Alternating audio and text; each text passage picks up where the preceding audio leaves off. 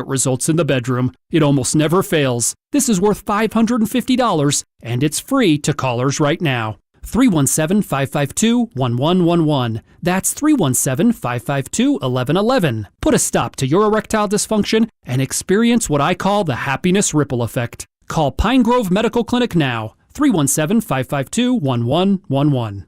My mom's the bomb. Her hugs are so good there's a wait list. Her laughter is the life of the party. Her smile makes everyone smile. Everything worth knowing, I learned from her. That's why this Mother's Day, I'm heading to Hellsberg Diamonds. They have beautiful diamond pendants, gemstone rings, and more. Hellsberg makes it easy to find a gift she'll love, one that hopefully she'll pass down to me one day, along with her secret to perfect hugs. Save big on mom-worthy gifts at a Hellsberg store near you or at hellsberg.com. Hurry, Mother's Day is Sunday, May 8th.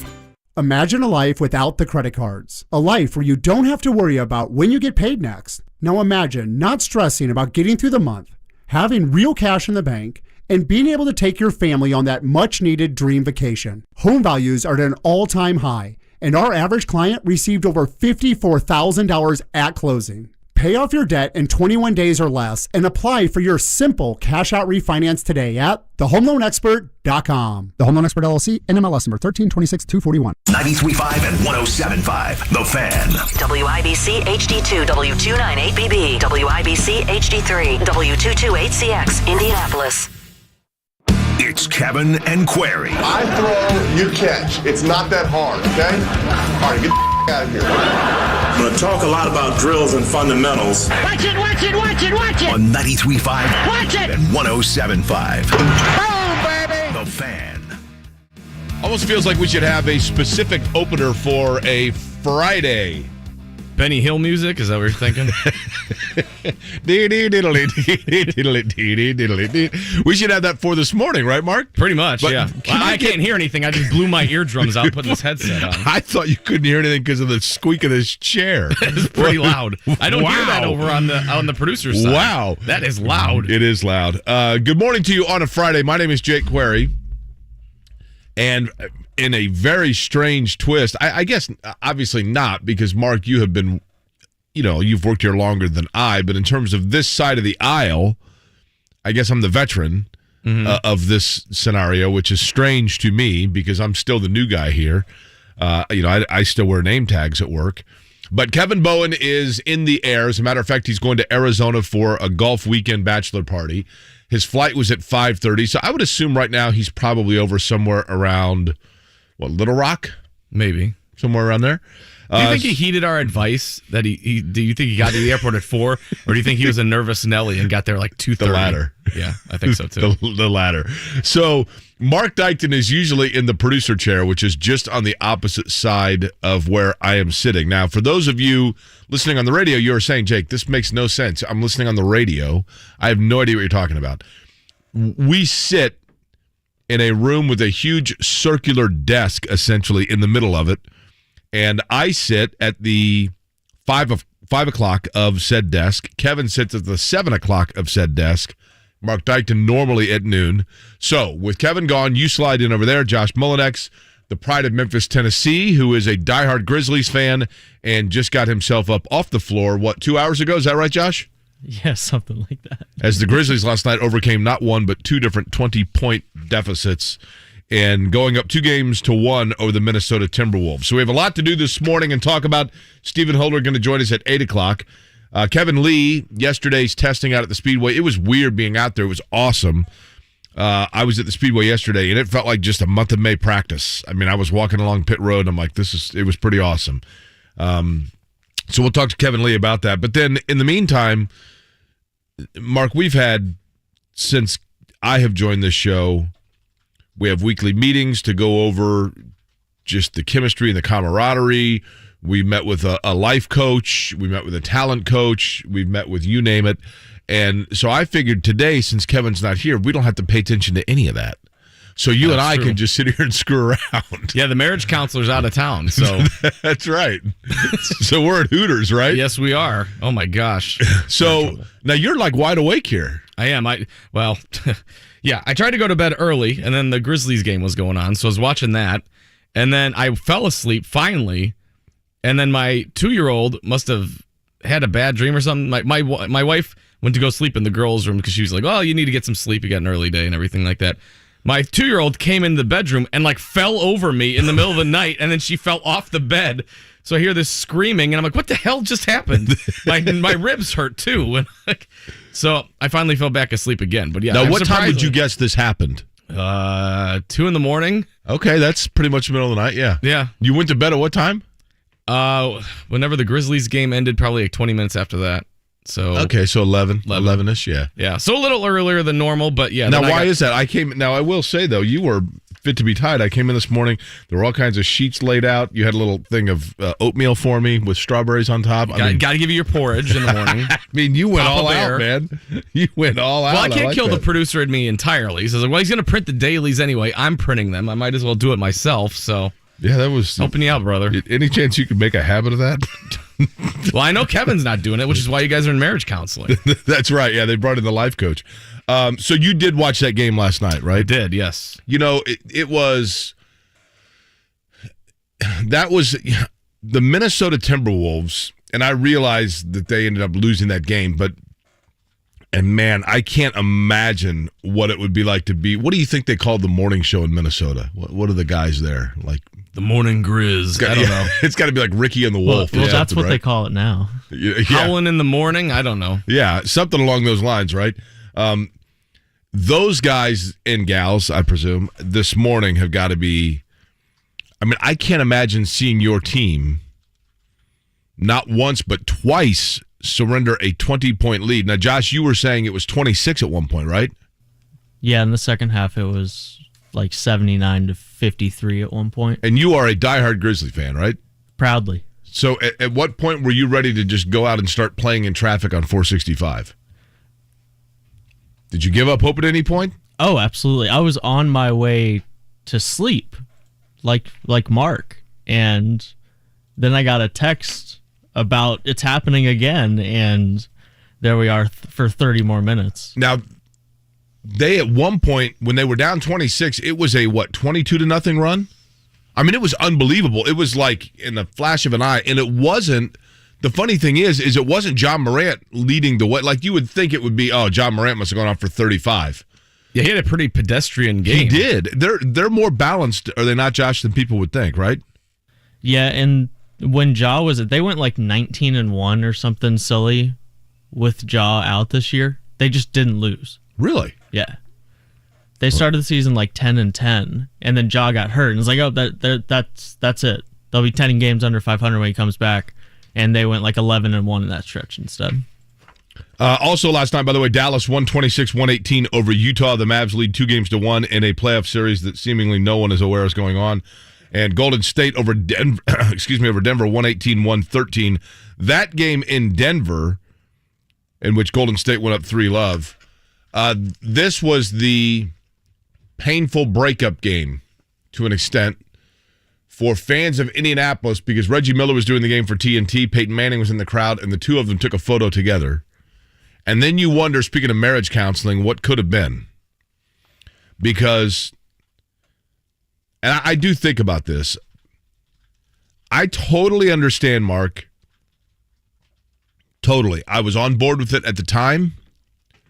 And I still think it was the right decision, quite frankly, to part ways with Peyton Manning when the Colts did. Now, I mean, obviously, I'm opening a can of worms here because in hindsight, that was the wrong decision. Yeah. But in the moment, the one thing that I will say is it does seem hard to fathom that they could not have figured out a way to make it work of luck being Aaron Rodgers and sitting for a year or two. As we know, it would have been, 3 years for Peyton Manning to finish things out and then hand over the torch. I feel like with the medical issues back then, like there's a little more unknown with his neck stuff. 100% So correct. I think they were kind of like, he might never play football again. Correct. And they were like, well, we have to move on. We can't just go into a season without even knowing if he's going to be able to. Well, because of the way the salary bonus was set up, right? Like the Colts would have been, and I don't know the numbers in front of me, and I'm sure somebody will immediately say, like, you don't know what you're talking about. But if memory serves correct, the Colts would have been financially on a bigger hook than was Denver by signing him. But the thing to me that is frankly disappointing about it is Indianapolis needed, in hindsight, again, I understand it. I totally understand why it happened, and so I don't blame the Colts. But the one thing in hindsight that is tough for me is most cities. Name a U.S. city off the top of your head, Mark. Just name a city. Salt Lake City. Salt Lake City. I would assume that Karl Malone or John Stockton, one of those two. I don't know if John Stockton lives in Salt Lake City. He probably lives back in Spokane. Or if Karl Malone lives in Salt Lake City, he probably definitely lives in like the Bayou.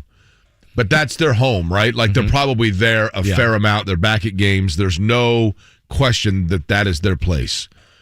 And with Peyton Manning, and I understand it. I mean, Denver's a beautiful city. It's fabulous. I love Denver.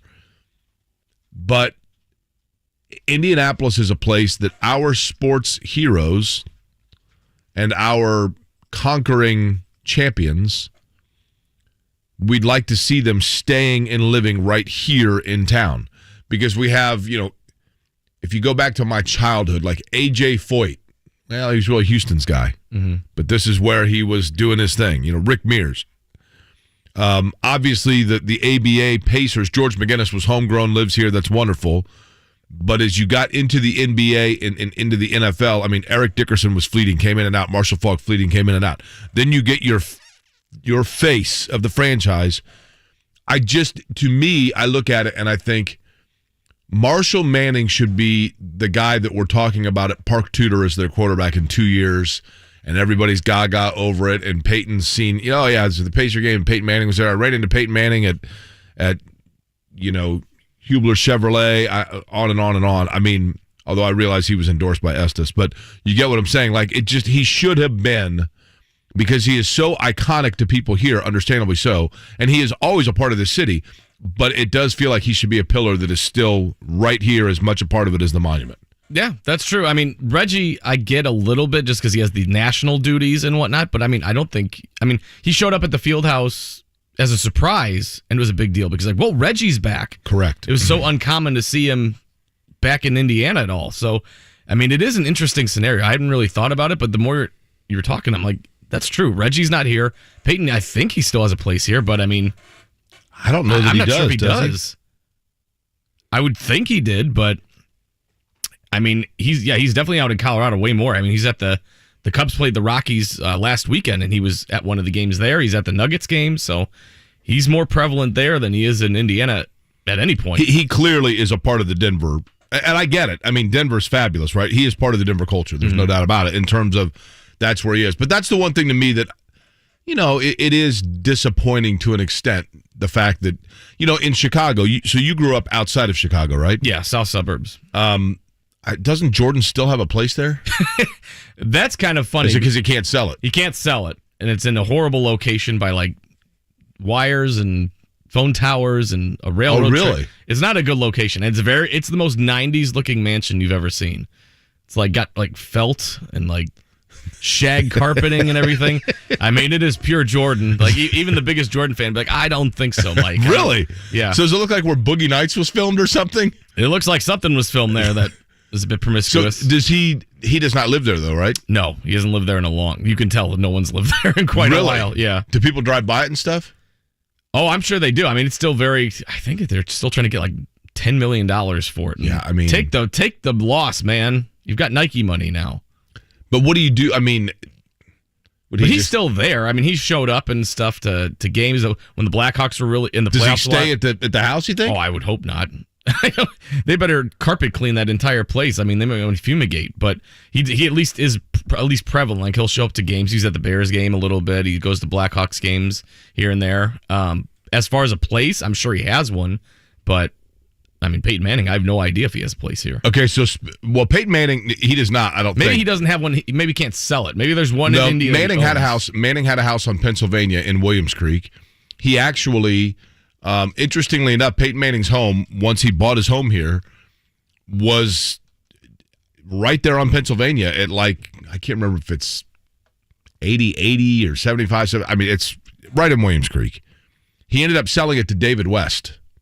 Matter of fact, when he came back to announce his retirement from the Colts, I went up to, I covered his entire career. Disingenuous to say that I'm friends with Peyton Manning, but I covered him his entire career, literally.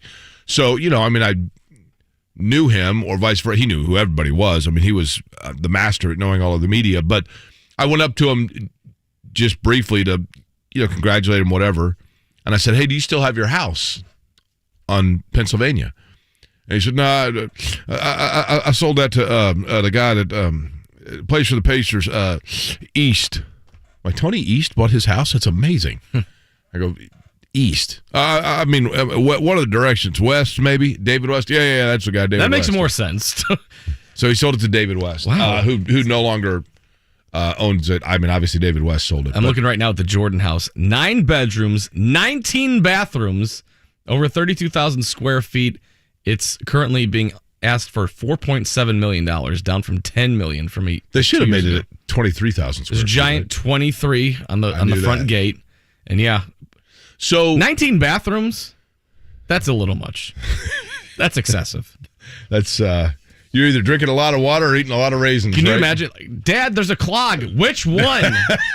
You're gone for half the day trying to figure it out. 17E needs a plunger. I've told you it is difficult for me, Mark, sometimes to remember what I've said on this program or what I've said on other shows I've done. Have I told you about Ron Artest's house? No. So when I was working at WRTV, Channel 6 here in town, Ron Artest had demanded a trade. You remember when Ron Artest demanded to be traded? Mm-hmm. And so I was working with Dave First, and we're like, oh my gosh, we've got to try to get sound from Ron Artest. This is TV code we got to get an interview with him, right? And we had I didn't know how to get a hold of Ron Artest because he wasn't around the practice facility. But we knew where he lived. He may still, I don't know, but he lived at the time up on North Michigan Road. So we drive up, myself and Doug Weathers was the photographer. Great dude. So we drive up to Ron Artest's home, and he has a gate at the bottom of it, and the gate is closed. And I'm like, we literally were going to go and knock on the door and see if we could interview Ron Artest. So we get there, and the gate's closed. And on the gate, the iron rod gate, is the nice thing with the address of the home. Mm-hmm. And there's one of the security boxes where you punch in a code to open the gate. Well, I say to Doug, I'm like, look, we got to basically do a stakeout here. We can't just bombard and we can't pull a Tex Watson and hop the fence here, right? Yeah. So we sit at the bottom of the driveway, and after about 20 minutes, my curiosity gets the best of me. And I hop the gate. No, I enter the address into the code box. Mm. For the sake of, let's say 11386 or whatever. Oh, boy. The thing opens. But I'm like, we can't go in, man. So eventually we sit there, and a Jeep Grand Cherokee pulled in, and 12 guys piled out of it. And one of them was literally a shorter, slightly more robust version of, looked exactly like Ron Artest. And he said, you must be looking for my brother. And I said, and he talked like Ron Artest, kind of fast like that. And I said, is your brother Ron Artest? He said, yeah, I'm his brother. I'm averaging 42 a game at Ivy Tech. And I remember I was like, does Ivy Tech have a basketball team? And if they do, how did we not know that his brother's averaging 42 a game, right? So I still have never figured that out. But as he's saying it, all of a sudden I hear this hey. And I look, and Artest is walking down the driveway wearing, it was 15 degrees outside, flip-flops, Pacers basketball shorts, no shirt, and a full-length fur coat. And he says, come on in. So we go in his house. Mm-hmm. There was dog residue, I'll say that, in several places around the house. And where there wasn't a dog pile or a dog, there were his friends, in sleeping bags. There must have been 15 guys living in this house. And I'll never forget, this part I'm fairly certain I've told, I'll never forget, he told me, he goes, yeah, the dogs get really messy, so once a month I have a new carpet company come in and lay new carpet. Okay. That's one way to take care of it. That's smart. Rich people issues right there. And so I said, okay. And one of the guys there, I said, are you guys all from Queensbridge, which is the area of New York where Ron Artest grew up? And the one guy goes, his buddy who I'm talking to said, yeah. And I said, okay. And I said, so are you all visiting, or do you live here, or what, is this a big slumber party? And I still think this is actually one of the coolest interactions I've ever had and been afforded in my time as a sportscaster. The guy said, no, we're staying here. Okay? And he said, when we were like in 5th grade, and he pointed to one of the guys, he goes, that guy's uncle got shot. Oh, I'm sorry to hear that. And he goes, but he got shot on the subway platform, and we had to walk over his body to get on the train to go to school. I go, okay. And he goes, so that afternoon, we all made a pact with each other that if any of us made it out, the rest of us would go with him. And he goes, and Ronnie made it out. Wow. And I always thought that's pretty actually, admirable. 100%. I absolutely love Ron Artest. Love him. He is as bizarre as he appears. I think people have figured out he's a decent dude, right? Mm-hmm. He is a genuine, total, 100% sweetheart. When he got drafted by the Bulls, I remember hearing this story quite often that he was a rookie and he went to the Best Buy that was near his house. Yeah, it was Circuit City, I think. Yeah, and he tried to apply for a job because he wanted the discount.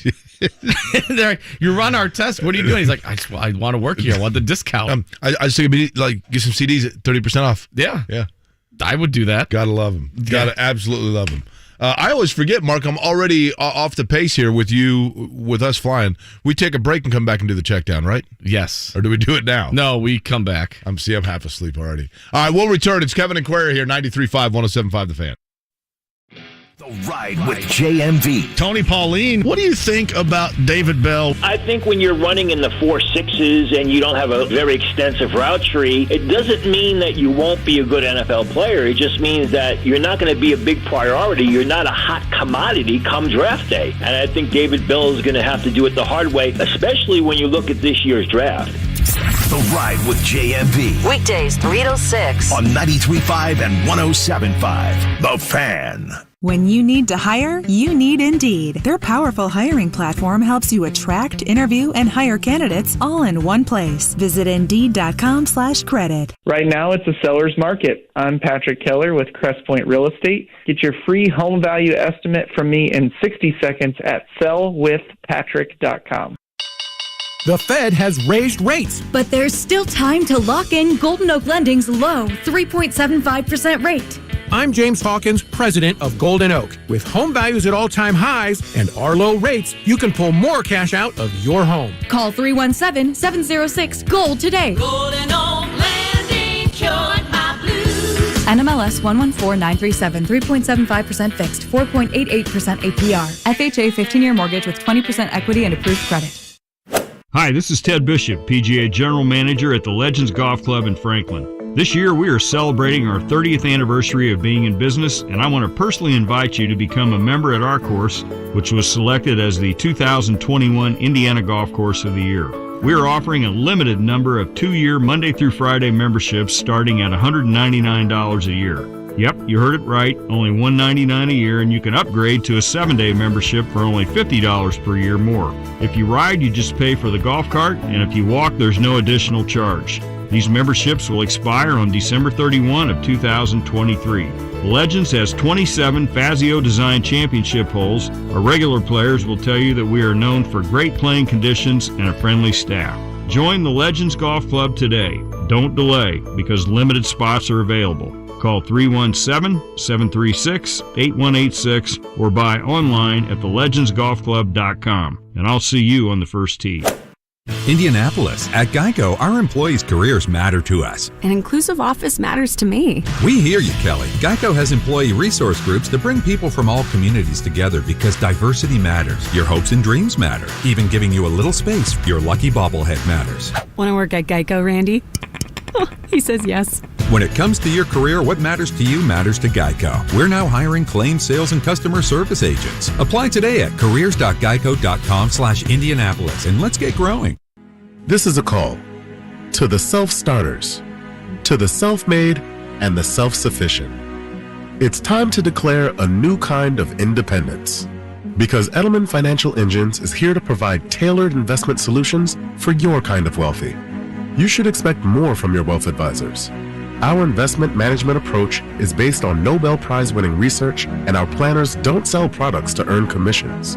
And because we're here for those who question the answers, we model more than 38,000 securities, so we can better stress test your portfolio through thousands of scenarios. So no matter where you're going next, see what we can build for you. Call 888-899-4450. That's 888-899-4450. Or visit efewealthplanners.com to get your complimentary financial plan. Edelman Financial Engines. Built for those who built themselves. Join Indy 11 this Sunday, April 24th for Faith and Family Night with kickoff at 5:30 p.m. versus the defending USL champs, Orange County SC. Come down early as gates open at 4 p.m. and feature 2 prayer bands inside the Honda Fun Zone. Get your tickets now for this nationally televised game and be sure to stay after the game for a Q&A and testimonial with 4 of our boys in blue. Get your tickets now and learn even more at Indy11.com and come early and receive the co-branded Indy 11 drawstring bag brought to you by He Gets Us. Indy 11, the world's game, Indiana's team. Jake Query here. Recently I returned to college to finish my degree, and I encourage you to join me. Whether you're like me and life simply got in the way, or you never went to college at all, Indiana offers financial assistance for those ready to move forward. If I can do it, I know you can too. If you're looking for a better job or doing it for your family, Indiana has grants to pay for over 150 certificates in high-wage industries. You're sure to find a tuition-free option that fits you. To apply, visit nextleveljobs.org today. Sponsored by the Indiana Commission for Higher Education. That's nextleveljobs.org. Tom Segura, I'm Coming Everywhere World Tour. The first time I ever had somebody bully one of my kids, I didn't respond well. My older son walks up to a playground set, and an older kid, meaning 4, goes, "You can't play with that. That's mine." And I go, "I'll kick your chest through your back." Third show added, June 12th, Ura Theater at Old National Center. Reserved seats on sale now at livenation.com. Don't miss Tom Segura, as seen on Netflix, live. You know Diamonds Direct's prices are unbeatable every day, but this Friday through Sunday, they're even better. This is it, the biggest store-wide sale yet this year. You save an extra 20% on rings, earrings, pendants, bracelets, wedding bands, just about everything's on sale. Plus, entire designer collections have been flown in for this event, with each piece specially priced. It doesn't get any better than this. Extraordinary selection, extreme value. It's Diamonds Direct's Fresh Pick 3-day store-wide sale this Friday through Sunday at Diamonds Direct. Details at diamondsdirect.com. The Morning Checkdown. On 93.5 and 107.5 The Fan. See, even that, Mark, they got to go with the Peyton Manning sound, right? Always. Still a part of Indiana. And he's talking about a different place entirely, Omaha. That is true. Didn't we finally find out that just meant opposite? Yeah. But you couldn't say, like, Lebanon, Carmel. It's got to be Omaha. That's right. I think he has said that it's because it had to be words that were easily recognizable, like Apple. Now he's got Omaha Productions, so he's made a whole thing of it. People in Omaha must love him, right? They have to. Must love him. Last night in the NBA, you heard us talking about it here on the Checkdown. Memphis over Minnesota 104-95. Grizz lead that series 2-1. It was Desmond Bane, household name, with 26 points. Brandon Clark with 20. Brandon Clark played really well. He hit 2 different runs for Memphis, and he was a big part of them. As the Grizz, as I said, go up 2-1, Mark, that is a totally defeating, pardon the redundancy, loss for Minnesota. If you're the Timberwolves, you got to think to yourself, okay, we gave it our puncher's chance, right? Yeah, I mean, I don't know how you come out of that game and you're like, oh, we got him, we'll get him next time. There's a screen grab on what I saw. They screen grabbed it at 47 seconds left in the third quarter. Minnesota's winning 83-62. Then they screen grabbed the fourth quarter at 6:56, and Memphis was winning 86-85. That is unreal. Yeah, that's a run, man. Especially on the road, right? Yeah. Especially on the road. Dallas over Utah, 126-118. It was Golden State over Denver, 118-113. NBA playoffs tonight, Miami and Atlanta. Milwaukee and Chicago. Miami looking to go up 3-love. Milwaukee and Chicago in a rubber match. That series at 1 game apiece. Phoenix and New Orleans also 1 game apiece taking place tonight. Do we have the swooshing noise? There it was. Did I hear that? And the music's dead anyway.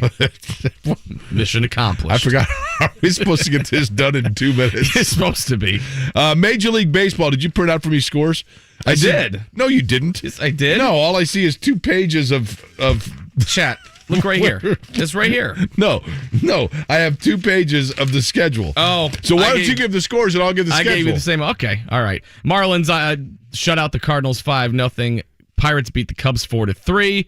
What else we got here? Did the Reds play? The Guardians beat the White Sox 6-3. There you go. And then the Reds were off. And they've been off all season. Columbus Clippers beat the Indianapolis Indians 12-5. That's the first time, by the way, that the Reds have not lost. The first day the Reds have not lost since their owner said, what are you going to do, switch teams? Reds have lost 9 straight.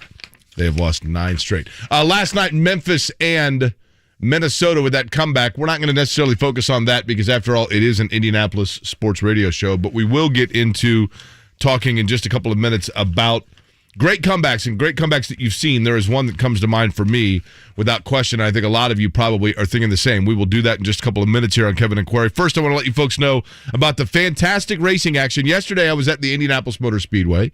Felt like spring. Is it spring yet, or does spring happen in May? I think it's spring now, isn't it? I never know. April showers, isn't that spring? It's not April snow. I don't know when the actual equinox or whatever is, but it felt like it because I heard the cars going up and down, or strictly down the straightaway at the Indianapolis Motor Speedway. The weather was great, people walking around, and I thought, this is it. It is racing season, and what better way to kick that off than, of course, the Indianapolis Speedrome.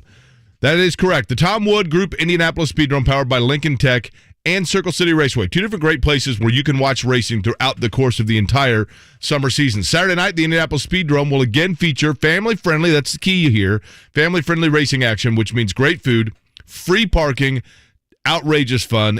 Think about this. Adult tickets, just $10. And, of course, children 8 and under are free at the Indianapolis Speedrome. And the kids absolutely love it. At the end of the night, after a great night of racing, you can watch the wild and unpredictable Figure 8 racing, affordable family entertainment, all right there at the Indianapolis Speedrome. You can find out all the information about the Speedrome at speedrome.com. Now, if you like dirt racing, you might have watched the race in Bristol, for example, last weekend. Check out Indianapolis's newest Circle City Raceway, which is located at the Marion County Fairgrounds on the southeast side.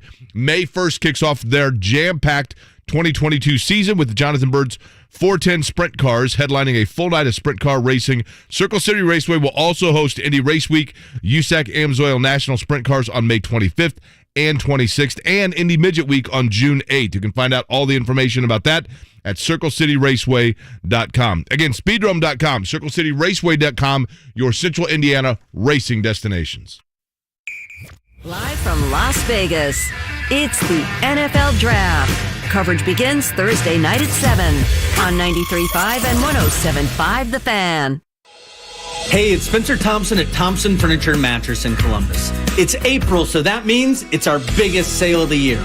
Only at Thompson Furniture and Mattress. Get the lowest prices of the year on every sofa, recliner, mattress, sectional, outdoor furniture, bedroom and dining furniture, and more. Save up to 50% and beat the price increases that are coming during the biggest sale of the year only at Thompson Furniture and Mattress in Columbus with free delivery and free setup. Hubler has all the top brands: Chevy, Buick, GMC, Ford, Acura, Honda, Mazda, Nissan, and more. And every new vehicle includes a 10-year, 200,000-mile warranty. Looking to sell your vehicle? We'll pay you top dollar, even if you don't buy ours. Take it from Brooke Hubler. You can get a car anywhere, but you can only get a warranty like this at Hubler. 10 years, 200,000 miles. Visit drivehubler.com. Warranty available on new vehicles except certain models, not transferable or available on leases. Copy of the warranty is available for review at the dealership. April is National Credit Union Youth Month, and Forum Credit Union is helping our young savers realize their financial dreams with a special month-long promotion. In April, young members who submit a savings and budgeting worksheet will be entered to win a $250 account deposit. It's easy, and it's our way to teach responsible ways to save and spend at a very early age. Get worksheets plus financial guidance and tips for every age online, forumcu.com, or at any Forum Credit Union branch location today. We've said all along this NBA playoffs is unlike anything, and it's certainly followed that script here early in round one. I'm Kevin Bowen, and you guys know full well what I think about Prop Swap. It is the best place, in the state of Indiana to buy and sell sports props. And really, I feel like, unlike maybe some past years, the NBA playoffs is perfect to either buy or sell. And you look right now into round one, and the game's on Friday night, and Milwaukee, the defending Eastern Conference champs, they're tied 1-1 with a big injury in Chris Middleton. Out west, you got Phoenix tied 1-1, and they have a big injury in Devin Booker. And Luke Pergandy, owner of Prop Swap, is with us now. And Luke, this kind of goes both ways. If you don't feel great about the Bucs or the Suns right now, this is a chance to kind of get off that ticket and sell. If you still believe in them, at 1-1 with these injuries, you can get really good odds, buy, and then see how that rides out the rest of the playoffs or sell down the road as well. Yeah, I think you look at the Pelicans. We had the buyer swoop in on PropSwap. He bought Pelicans just to win the West, not to win the NBA Finals, at odds of 285 to 1. $175 would pay $50,000 if the Pelicans win the West. Assume that if this Devin Booker injury is serious, it seems like it is, if they can sneak past them, that becomes super interesting. That $175 purchase, he could sell that for $5,000 if they can win that series. I want to stress to people that Pelicans ticket, that person can sell that at any time. Halftime tonight of Game 3, later in the series. That's the great advantage, Luke. You guys can buy or sell at any point. Of course. And then back to the Milwaukee-Chicago series. Chicago, during that game, when Chris Middleton goes down, we were selling Bulls tickets left and right. If Chris Middleton is done, and it seems like he is, the Bulls odds in the series change just dramatically. Again, this is what I love about PropSwap. The best of both worlds, buy and sell. Make sure you download the PropSwap app or head to PropSwap.com. Join Indy 11 this Sunday, April 24th for Faith and Family Night with kickoff at 5:30 p.m. versus the defending USL champs, Orange County SC. Come down early as gates open at 4 p.m. and feature 2 prayer bands inside the Honda Fun Zone. Get your tickets now for this nationally televised game and be sure to stay after the game for a Q&A and testimonial with 4 of our boys in blue. Get your tickets now and learn even more at Indy11.com, and come early and receive the co-branded Indy 11 drawstring bag brought to you by He Gets Us. Indy 11, the world's game, Indiana's team. The biggest event of the season is this weekend at Diamonds Direct. 3 days of sparkling store-wide savings. Rings, earrings, pendants, bracelets, colored gemstones. Fresh picked from top designers. You save an extra 20% on virtually everything at this unmissable event. And the selection at Diamonds Direct is bigger than ever. Top designers have flown in their entire collections for this. All on sale. The newest styles, plus countless engagement rings and wedding bands. All with the best prices, guarantees, and warranties. 3 days only. This Friday through Sunday. And only at Diamonds Direct. Details at diamondsdirect.com. Come on, man. And with the local DBC news, LL Cool J with a triumphant comeback. But tonight, don't call it a comeback. I've been here for years. You're listening to Kevin and Query on 93.5 and 107.5. The Fan. Marc Dykton sitting in Kevin Bowen's seat. Jake Query here on a Friday, and a good-looking Friday morning. Good morning to you. 93.5, 107.5. The Fan. Mark, last night, you had mentioned Memphis not once but twice. I cannot imagine being Josh Mullinex and being a diehard Grizzlies fan and seeing them erase a 20-point lead only to get back down 26, come back again, and then win that game. I don't know if that would be more gut-wrenching and heart-racing for a T-Wolves fan or a Grizzlies fan, but nonetheless, you ask a great question about comebacks, right? Yes. So with that in mind, I was wondering, what's the most memorable comeback in your lifetime? Okay, now, are we talking about for me personally or just in games? Because I have 2. I've one personally that I was in attendance for, and then I have one that just, as soon as you say comeback, it sticks out in my mind. The easy answer here, again, when I was working at Channel 6, I will never forget Dave First, who is like for those that don't know, is lifelong best buddy of mine. Well, I say lifelong. Will be lifelong. I mean, I met him obviously as an adult, but he and I he's like a brother to me. Dave First and I were working at Channel 6, and Dave was in Tampa for Monday night. We were the ABC affiliate, so obviously Dave had done like the pregame show down there, and I was back here, and the way that things divvied up, I mean, Dave was obviously the sports director. At that time, he might have still been the weekend guy, and Ed Sorensen might have still been here. I think Dave was in charge, though, but at any rate, I would sit back and edit the highlights together and then call Dave and say, okay, here's the highlights I've cut, so that after, you watch local sports, you see what happens afterwards. You go, let's take a look at what happened, So I had, for the Bucs Colts Monday night game, I had the highlights cut and in the can, as we call it. And it was 35-14. And I had the highlights done. They were locked and loaded, ready to go. We're ready to play out the last 5 minutes of the game and then go into the postgame show. And the Colts got like a late touchdown, and I texted Dave, it wouldn't have even been texted. I think I called him, whatever, and said, do we need to add on one of those touchdowns? I mean, you throw it on at the end as pad, which is what we called extra video at the end of the segment. Okay. And then, needless to say, everybody knows what happened. Within a couple of minutes, I'm calling Dave going, I'm recutting all of the highlights. We're going to scrap all the highlights, the Keenan McCardell touchdown and everything. We're going to scrap all that, and I'll show like the last Bucs touchdown and then Brad Pyatt's kick return and go into the comeback. And I kid you not, Mark, it was one of the most surreal things in Indianapolis lore, because the next day, and this is back when people still emailed places. You didn't have text, you didn't have posting on the internet. All of us at Channel 6, everyone, our email was essentially full of people emailing the station in the morning and calling the station the next day saying, can you replay the last 5 minutes of last night's game because I went to bed. The entire city of Indianapolis went to bed. I mean, it was unbelievable how many people were like, wait a minute, what? They won? No clue. Yeah, I remember I think I checked out of that game for a little bit because I was, younger and everything. And then I was like, let me just see what's going on. And whoa, what's happening here? And I remember I was just like, I yelled at my dad to come back down. Same thing. He was like, we'll watch the Monday Night Football game. But it was such a one-sided game up to that point. I was like, Dad, they're coming back. He's like, they scored a touchdown. I'm like, they scored a couple. Yeah. It was wild. I mean, that's the one obviously that jumps out at me. See, I have one, and it's probably more recent, and people will hate it but as soon as someone says comeback now, I think of the Patriots beating the Falcons in the Super Bowl, overcoming the 28-3 deficit. Yeah, I mean wasn't the guy who was the fella on NFL Network that got mad at me because I made a 28-3 joke on Matt Ryan's side? Kyle Brandt. He's right over my shoulder here. He called me that person. Yeah, right? This person in Indianapolis. Okay, Matt Ryan. I mean. And look, of course, I know that Matt Ryan is not at fault, right? Of course. But, of course, then there are people that are like, no, he had a critical fumble or a turnover late in the game. Okay. That's a big one. I think also of the Colts Chiefs. Remember in the playoffs, the Andrew Luck pickup? What were the Colts down in that game? That was a pretty sizable one, too. Oh, it was huge. I'm going to see what the lead was. That was a big one, though. I think one of the age-old arguments in sports that is fascinating to me is when people say that momentum doesn't exist. This is like one of those sports debates of all time. Largest postseason comeback victory, by the way, in the Colts' 45-44 win over Kansas City.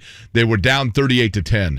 I remember when they were down 38-10, my buddy What's Happening Todd, who has called this program before, hey, what's happening? Todd is the eternal optimist, and he texted me and was like, we're coming back and winning this game. And I thought, come on, man. They're down 4 scores. Todd was right. Yeah, and series-wise, I mean, you want to talk about Josh and his Grizzlies. My Cubs in 2016, when they were down 3-1 to the Indians, I'm like, oh, my God, this is happening again. And then they came back, and then the wildness that was Game 7 that went to extra innings. So do you believe in momentum? I do. I do, too. Because I think that it becomes psychological, quite frankly. And I know that we can sit here and talk about how in professional sports that doesn't exist, but there are too many examples to the contrary. And athletes can tell you it doesn't exist. But as games go on and shots start to fall one side or the other and a 20-point lead, all of a sudden it's 11. You could always tell when it's Kansas and North Carolina in the national title game. Mm-hmm. I remember I sent a tweet with a couple minutes ago in the first half that said it feels like Carolina needs to be up at least 15. And Kansas came right out and punched them in the mouth to start the second half. And as soon as that lead got to 6, you're like, well, this is manageable. And you could just see Carolina was backpedaling, right? I mean, they were on banana peels. Yeah. Same with like when the Warriors were up 3-1 against the Cavaliers, and then Cavaliers stole one in Game 5. You're like, okay, still up 3-2. And they won Game 6. You're like, okay, now we're tied. And then the Cavaliers end up winning. So you want to talk about like Steph Curry being up 3-1. How you feeling right now? Pretty good. How you feeling now? Not so great. Several people have pointed out to me, including my lifelong friend Lori, Jake, what about Reggie Miller's 8 points in 9 seconds? No question. Mm-hmm. That one, I was on 465 on the east side. I was driving back from Bloomington. True story. I had Mark Boyle on with Slick. I had been down. I was at IU at the time. I was a student at IU, and I'd been down moving stuff out of my place because the semester had ended. And I'm on 465 listening to the game, and I'm just despondent. I'm like, I can't believe they're going to go down 1-0. It's going to happen again. I had just spent the summer in New York City interning the previous year, living in New York during that Eastern Conference Finals when Reggie had the 39 points in Game 5, the Spike Lee choke game. And that was such a huge rivalry and just such a massive part of – it was just awesome. The Pacers-Knicks series was just so awesome. And so – it's game 1, and I'm all fired up, and I'm listening to it, and I'm like, I can't believe they're going to lose this game. And then it happened. And you hear the famous call from Mark Boyle, and he hits the 3 and the ball is stolen, And Slick, credit to Slick, he figured it out right away. Reggie hits that second 3, and Slick's the one that said, boom, baby, it's a tie ball game. And then the foul, everything else. If you're on 465 on the east side going north, on the right-hand side, there's that retention pond that used to be a place called something boats. Mm-hmm. I pulled over right there. True story, hand on the Bible. Sure as my name is Jake Query, this is the truth. I pulled my car over with 6 other cars, and we got out and high-fived each other. Total strangers. Every single car that you saw when Reggie hit those 2 threes, you could see people in their car, pumping their fist. And we pulled over as soon as the game, because the game ended fairly quickly after that. When he hit the threes, I was probably at 37 and 465. But when the game ended, and Slick Leonard's like, they just stole it. I pulled over and people high-fived on the side of the road. It was unbelievable. I just imagine people that were not paying attention to the game at all, what the hell's going on over there? Well, likewise. Prison breaks going on. What's funny is that same year in 95, I got a ticket for $135.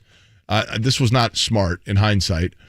Aaron Perlman, Dave Steinberg, and I watched Game 7 when Patrick Ewing missed the finger roll. And we drove to the airport to welcome them home, the Pacers. This is what people did back then. And we got on the west side on 465, and already the exit ramp for the Dan Jones Expressway or whatever that is that goes to the airport was packed, bumper to bumper. No, you couldn't go anywhere because everybody in town was going to the airport to welcome home the Pacers. So we parked my car on the exit ramp, along with everybody else. And then walked through, I think we were going over runways and crap, to get to the international terminal where the team came in. And it was probably a 2-mile walk. It seemed forever. But I came back and they ticketed every car for parking. That sounds about fair, though. Now, here's another comeback story. And I've told this one before, but I'm going to mention it right now just because I do think it's an important topic real quick. And I'll do it in a minute. But when I had my heart attack and Mottman came in, the cardiologist, the cardiological interventionist, which I told him, can you imagine, Mark, if your business card said Marc Dykton, cardiological interventionist? I'd probably need a couple cards. That's a mouthful.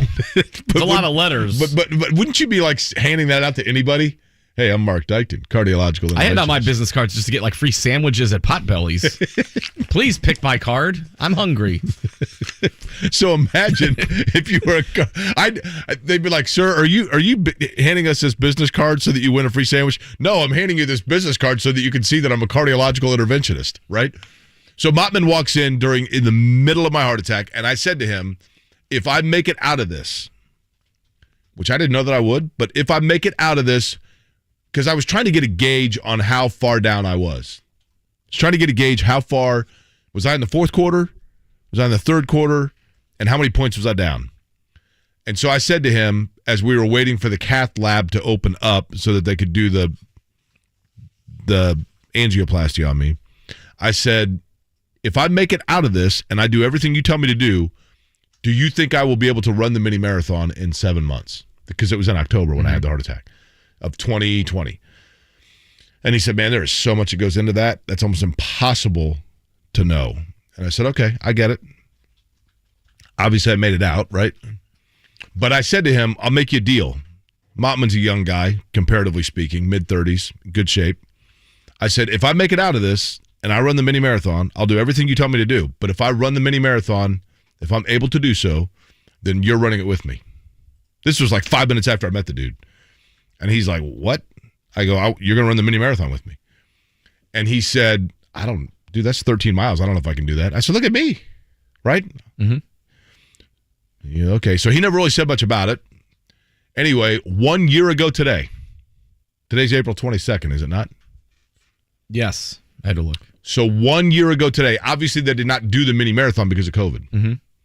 So 1 year ago today, which was exactly 6 months to my heart attack, Mottman and I met on the Monon and did 13.1 miles together. That's awesome. So that was our mini marathon. So today's the 1 year anniversary of that. I say that only because, Mark, I know people get tired of hearing about the fact I had a heart attack. I totally get that. I do think it's an important thing to mention from time to time as a reminder to people that I was not a lifelong smoker. I was not grossly overweight. Family genetics got me.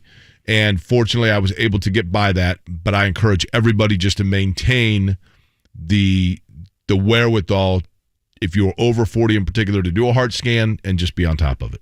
You don't want to be in that like situation. Your own personal comeback. It story was my right own there. personal comeback. Mine was like I was at a Cubs-Rockies game, and they were down 9-1 in the fifth inning, and they ended up Did you coming stay? back. We did. It was the first baseball. It was like in 2008 in May. It was like, first baseball game I'm going to for the year. College was done for the summer, and I was like, they're down 9-1 in the fifth, and they ended up coming back and winning like 10-9. They scored 9 runs in the sixth and seventh inning.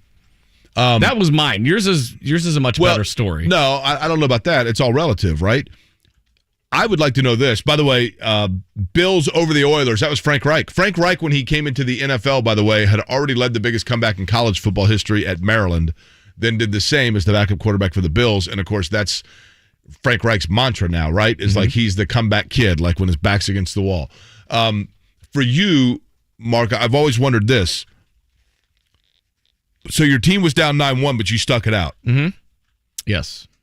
How far into, this is another debate that fascinates me, and I'm convinced I'm right. Stephen Holder in 10 minutes, by the way. If you went to a baseball game, you were a diehard Cubs fan, correct? Yes. Josh, who's your baseball team? Red Sox. Red Sox, okay. For either one of you guys, if you go to a game, and let's say it's this time of year, I'm not talking like 3 games left in the season, you got to win out to get into the playoffs. I'm talking right now, middle of April. You go to a game, either at Wrigley or at Fenway, to see your team, and it is a 3-0 game in the 7th inning, and you look up and realize the pitcher on the opposing team has a no-hitter. Your Cubs, or Josh, your Red Sox are getting no hit. At what point do you cross over, if at all, and say, you know what? It's going to suck that my team's losing today, but I want to see this guy throw a no-hitter, because how many people can say they've seen a no-hitter? Do you, Josh Mullinex, cheer for the no-hitter or for your Red Sox to break it up? Probably for my Red Sox to break it up. Okay, Mark? Unless it's a perfect game. I think those two are different. If it's a perfect game. Yeah, no-hitters happen so often these days. I mean, I still want to be in attendance for a no-hitter, but yeah, a no-hitter is a bit different, where I'd be like, he can break it up if it's like in the 8th inning and everything like that. If we get to like a perfect game, I'm like, I've seen plenty of Cubs losses in my lifetime. What's one more? So if it's, okay, so 9th inning, 2 outs, 9th inning, your team's at bat, and the shortstop of your team bunts successfully and gets on and they scored a hit. Is there a part of you that's like, come on, man? Well, that happened in the Astros game the other day, and he got booed by his own fans, which I can't blame And that was him. a perfect game, though. Right. Ohtani had a perfect game going, and Astro bunts. It was foul. But the fact that he was attempting to bunt to get on base, the fans booed him. Yeah, I think I'm still going to root for the no-hitter or the perfect game at that point, because at that point you're like, well, I can at least say I was there and everything, and it's more of a personal achievement than it is watching your own team win, especially because there's 162 of these things. Like, I can see a perfect game or a no-hitter. It's not going to hurt me any bit. Okay, Josh, how far into a perfect game do you go before you cross over?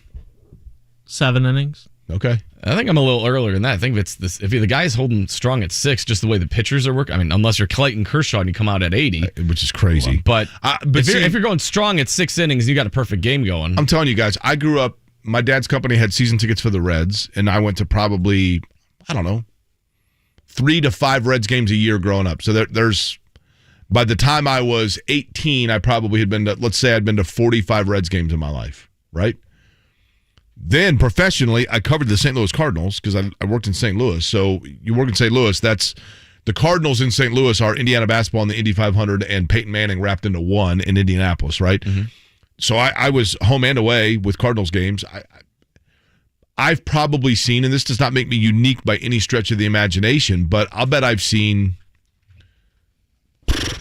250 or 300 baseball games in person in my lifetime. I've never even sniffed a no-hitter. Yeah. Have you caught a foul ball? I've never caught a foul ball either. I actually thought about, right now the Oakland Athletics are averaging like 46 people per game because their fans, they are the national. It's funny, you look at the World Series in the 70s between the A's and the Reds, and that is a preview of the 2022 like fan boycott, AL and NL teams respectively. So the A's fans are boycotting, and they're getting no fans. And I thought, man, that'd be kind of cool to go out there just to get a foul ball. I can't imagine what tickets are going for on the secondary market right now. $1.50.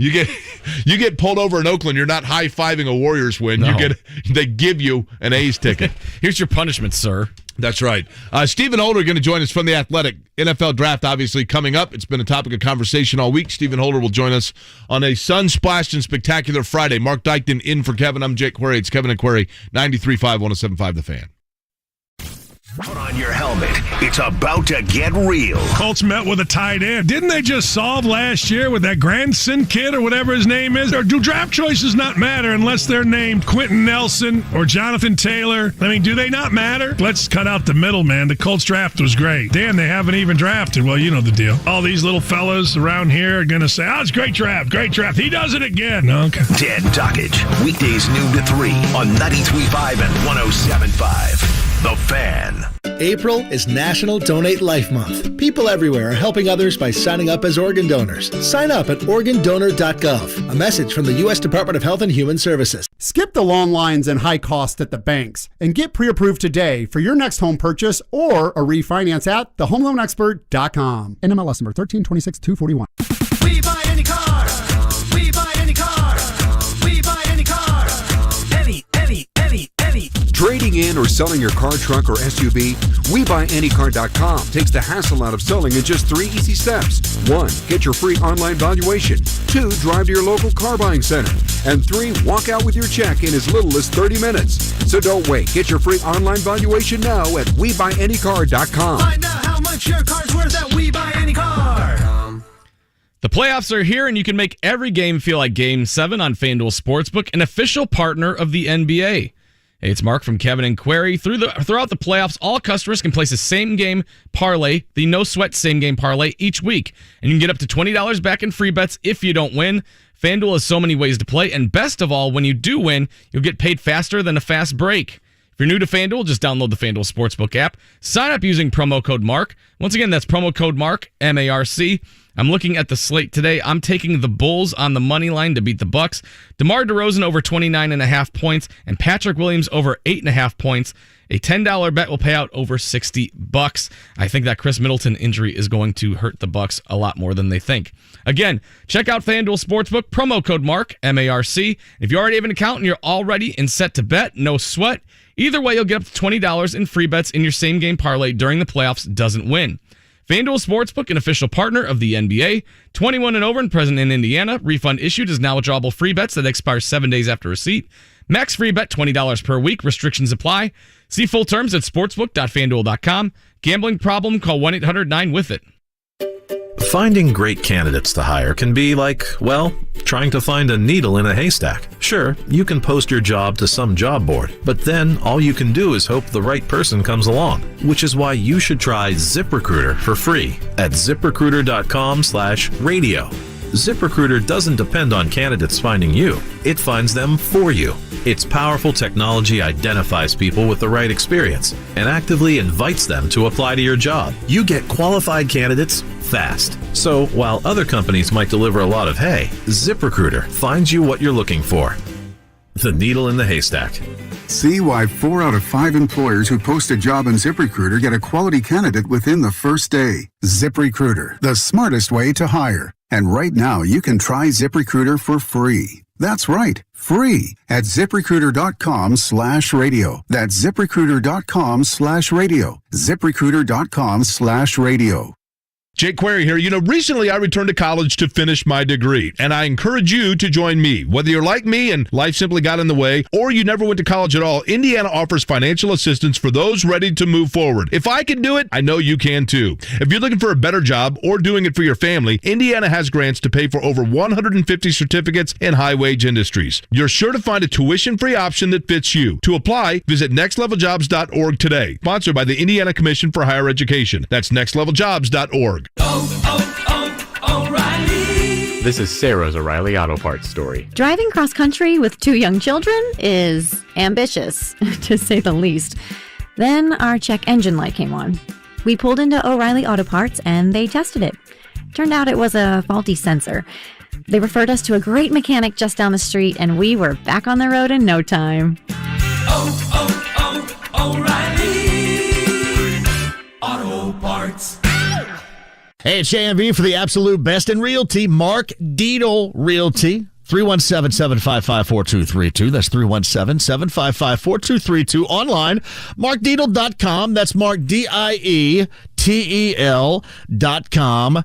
Today. Hey, let's talk about John and Mindy for a moment. With their kids out of the house, it was time to downsize. So they were counting on top dollar in a hot market to help with their next phase in life. So they heard about Marc Dykton. Marc Dykton is there to help. Next thing you know, everything is absolutely done right. That's exactly what you get with the best Marc Dykton Realty. In fact, Marc Dykton has a guarantee for you. Multiple offers on your home in 3 days, or he is going to list it for free. That's Marc Dykton Realty, 317-755-4232, 317-755-4232. MarcDykton.com. That's MarcDietel.com today. 93.5 and 107.5, The Fan. WIBC HD2, W298BB, WIBC HD3, W228CX, Indianapolis.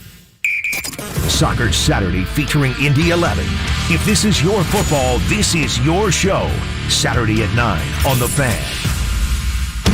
It's Kevin and Query. What the hell are you doing, John? Come back and get it. Charlie, come back toward the ball. If he's coming, I'm going to engage him, and then I'm going to slip out into the screen. Concentrate, get better. Say to yourself, I got to get better. On 93.5. Oh, baby! And 107.5, The Fan. 8 o'clock on Friday morning. How are you? My name is Jake Query, Marc Dykton, the other voice you hear on this program. Usually from the other side of the wall doing impersonations of Something About Mary. Mary! There you go. It's an hour, and we had yet to get to a Tucker. It's going to happen at some point. We never got to a Tucker impersonation. Joining us now on the Payless Liquors Hotline, and I'm sure thrilled to be doing so, Stephen Holder, who, by the way, we've talked to Stephen on this program and others on this station a gabillion times. And I hope this isn't, Stephen, I don't mean this to be like offensive is probably the wrong word, but I just thought I would introduce you this morning because I think it is just kind of a cool, super anecdote and part of the little spices that make America what it is. Stephen Holder, who is a graduate of the University of Miami and a native of South Florida, that found his way to Indianapolis after covering the Bucs, now covering the Colts, who is the first-generation son of parents who migrated to the United States from Trinidad, which I believe is half an island along with Tobago in the Western Caribbean. Is that correct, Stephen? That's right, and there will be a test. Everyone will have to find it on a map. That's right. And they'll probably fail. Have you been there? You know what? I have not, and it's kind of sad. So, all right, as a kid, so basically all my family moves here. Well, not as a kid, before I was born. All my family moves here, grandparents, everybody. So I don't really have any family there. But and my grandparents went back on a pretty regular basis. My parents only been back a few times. I just never, for whatever reason, I just never got there. And money was tight growing up and all that. So, someone had to like die, for us to go back, basically. Well, did your parents meet one another here in the States, or did they meet? Did they come here once they were married? They met in the States through mutual friends, family, and so forth. But gotcha. So it's funny. I actually had a trip planned. I was planning a trip in the spring of 2020 for my family, my parents, everyone. I was just going to splurge and take everybody. and old COVID got in the way. So damn it, I'm gonna make that happen here in the next year or two, though, because that's one of my big regrets that we didn't get to do that. I'm sure it's beautiful. Actually, there's a guy at my gym that is a native of there who has just ran his is preparing for his 37th consecutive New York City Marathon. From there. Wow. Super nice guys. So good people. So NFL draft coming up. Busy. There's really no off season for you. Let's be honest, Stephen Holder, when it comes to covering the Colts. But this draft, is there any direction that they could go in round 2 that would actually surprise you between tight end, let's even throw D-line into the equation, quarterback we'll throw into the equation, and receiver? If it's something outside of those 4, would you be surprised, or are you pretty certain that it's going to be one of those 4? I think left tackle. I forgot. Sorry. Okay, fair. Yeah, I would be relatively surprised. I think, frankly, it needs to be offense. Period.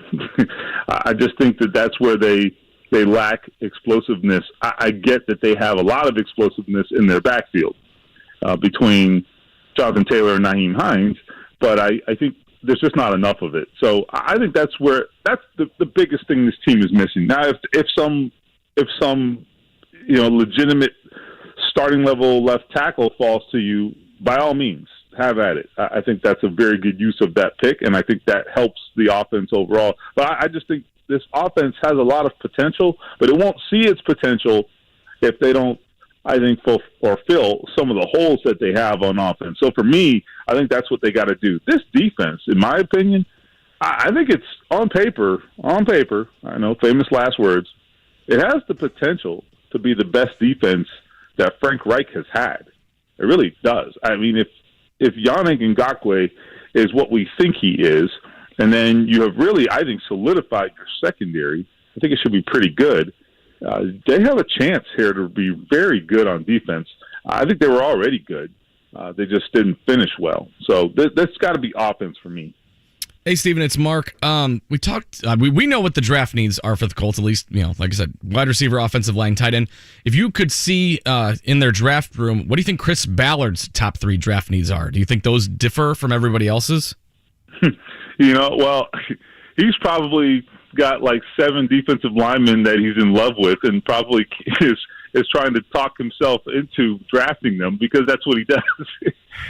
he loves the trenches, right? We know that he does.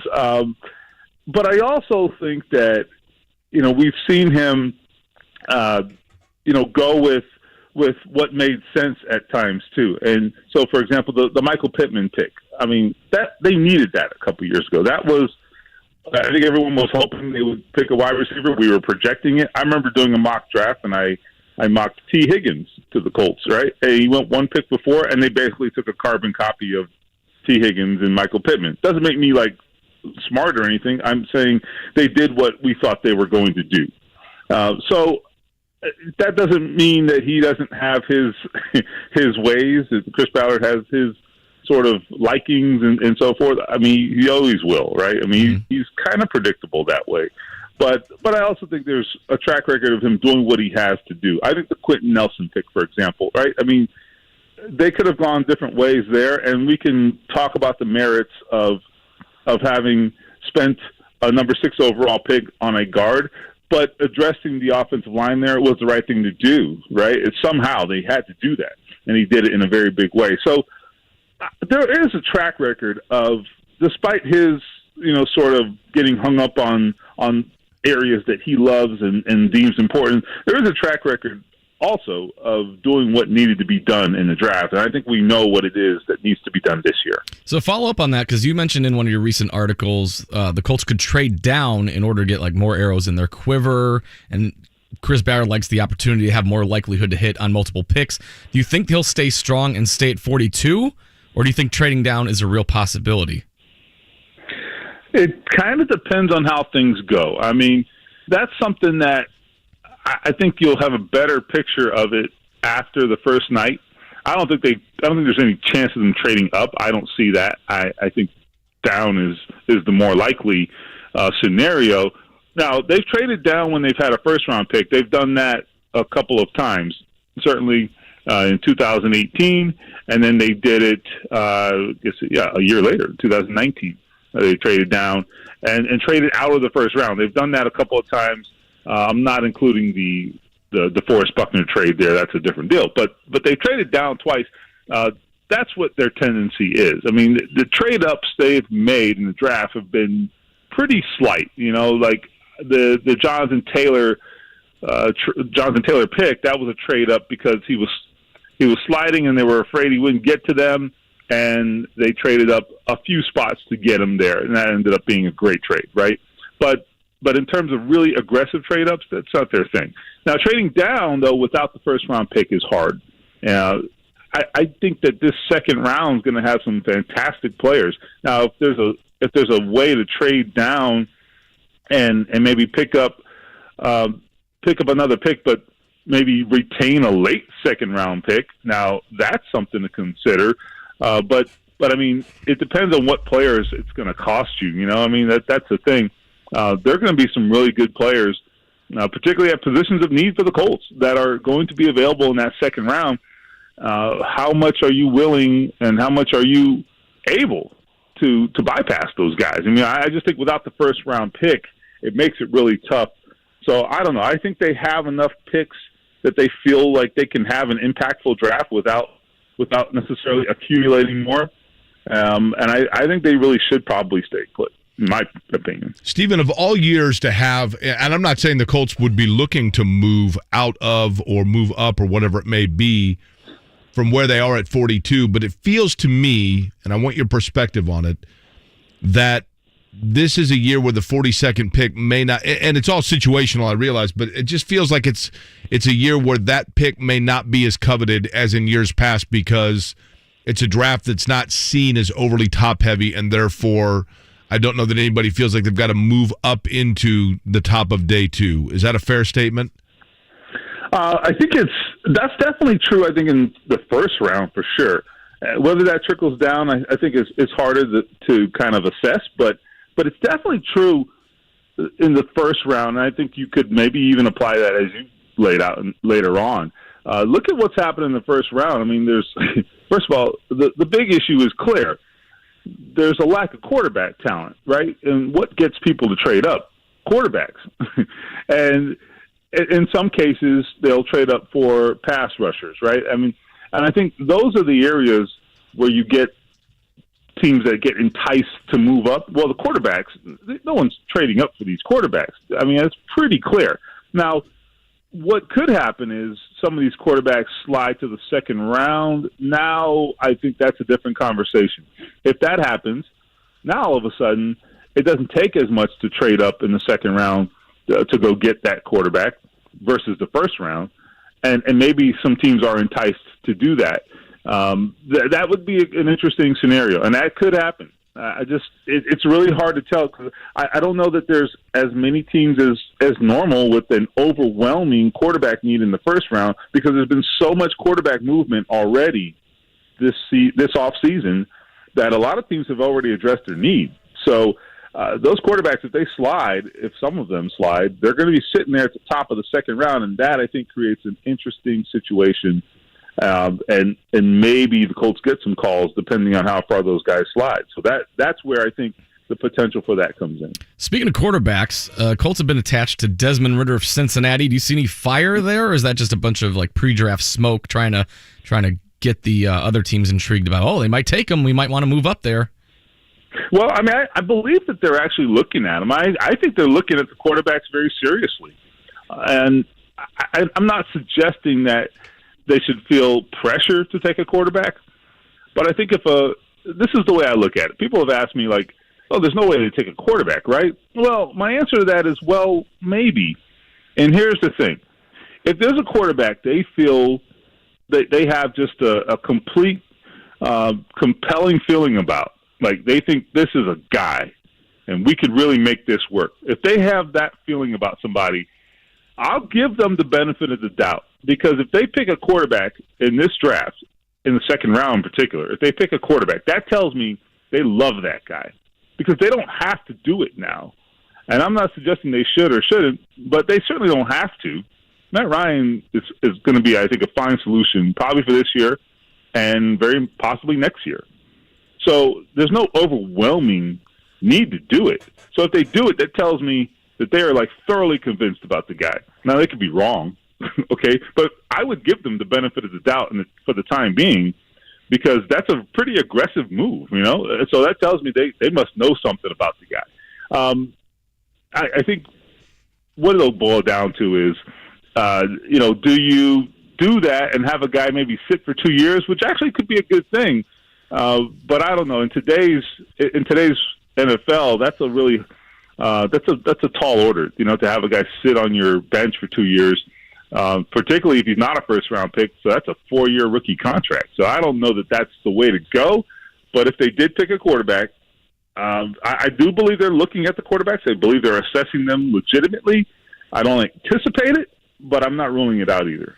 That probably then, Stephen, answers my next question. But the Indy 500 is Memorial Day weekend, last weekend in May. Do you believe that on Memorial Day weekend this year, the guy who is the Colts starting quarterback in 2024 is already on the Colts roster this May? I say probably not. No, I say no. And I'll tell you why, because they're going to be better positioned next year. Yeah, so I feel like Matt Ryan, my thought was Matt Ryan, like Phillip Rivers, if you compare it to that, I don't think you can compare it to Carson Wentz, because I think they kicked the tires that Carson Wentz could be the guy long-term, and they realized it wasn't. Phillip Rivers we knew was a stopgap, but I feel like Phillip Rivers was a stopgap that gave them a greater necessity than Matt Ryan. Like, I feel like Matt Ryan actually extends your window of when you've got to get this right by a year, because he's got another year kind of left in him, if that makes sense. Yeah, I think that's absolutely true. There's no question. I think that with Matt Ryan, I think he's one of those guys, it seems like, who is not like, hey, I'm going to play a couple more years and I'm done. No, he seems to think I'll play as long as I can. He's more along the lines of Tom Brady from what I've heard and seen from him. Doesn't mean he's going to make it to 46 because he's like a normal human being and probably won't be able to play football at 46, right? But that being said, yeah, I agree with you. I think he does extend their window. He's really just what they needed. Now, he has to play well, okay? That's the other part of this equation. He has to play well.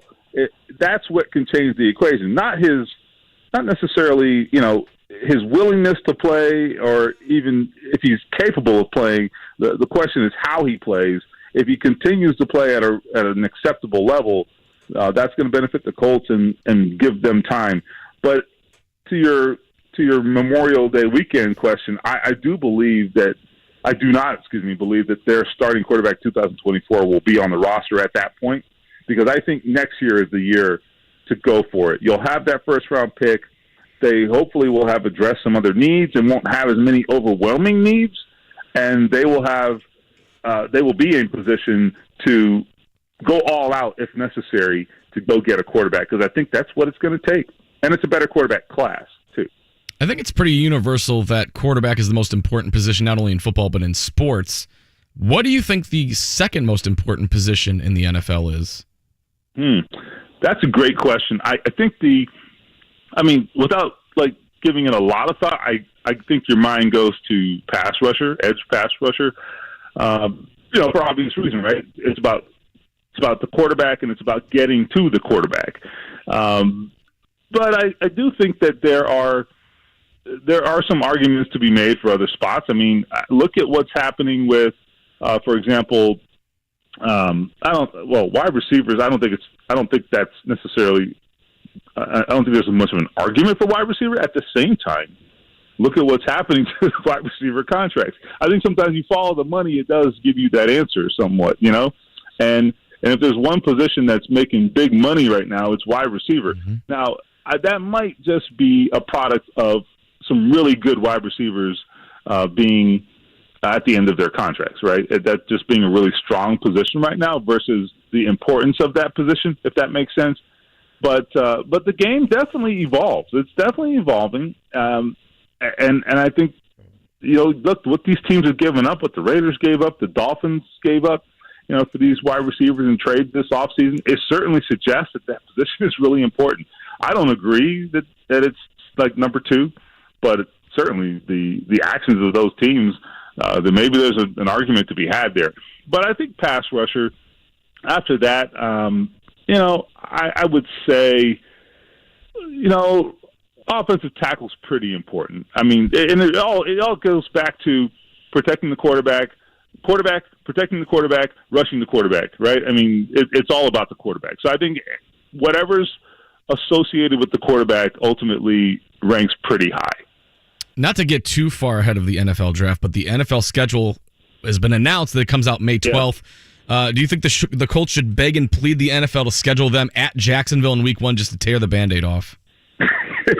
Well, listen, they have proven they can lose there in Week 1 and Week 17 or 18. So, hey, make it right smack in the middle of the season. Let's see what happens there. How about that? Coming off a bye, maybe. That'd be nice. Yeah, I mean, they need every advantage they can get because, those Jaguars, let me tell you.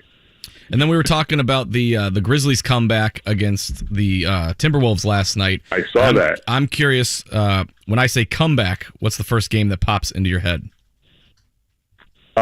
Just generally in all sports or? Whatever you want. Yeah, I say comeback, whether you were there personally or just one that you remember watching on TV, what comes to mind?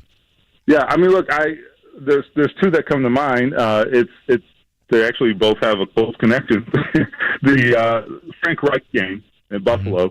I was watching that game. I remember watching that game on a little 13-inch black and white TV in my parents' bedroom because somebody else was watching the big TV. So yeah, I remember watching that game. That 4-touchdown comeback, and then Colts Chiefs in 2013. I mean, that playoff game. I was at that game. One of the most ridiculous atmospheres I've ever been in as a sports writer. Completely unforgettable situation there. So yeah, those two games, I just think, for me, I'll always remember. Just anytime you talk about comebacks, those are the first two that come to mind for me. Stephen, I got a weird question to round things out for you. I know that's shocking to you. That's not like you at all. Yeah, we went to a Pacer game, and you and I did 20 minutes of Jake conspiracy theories during the entire drive. That's right.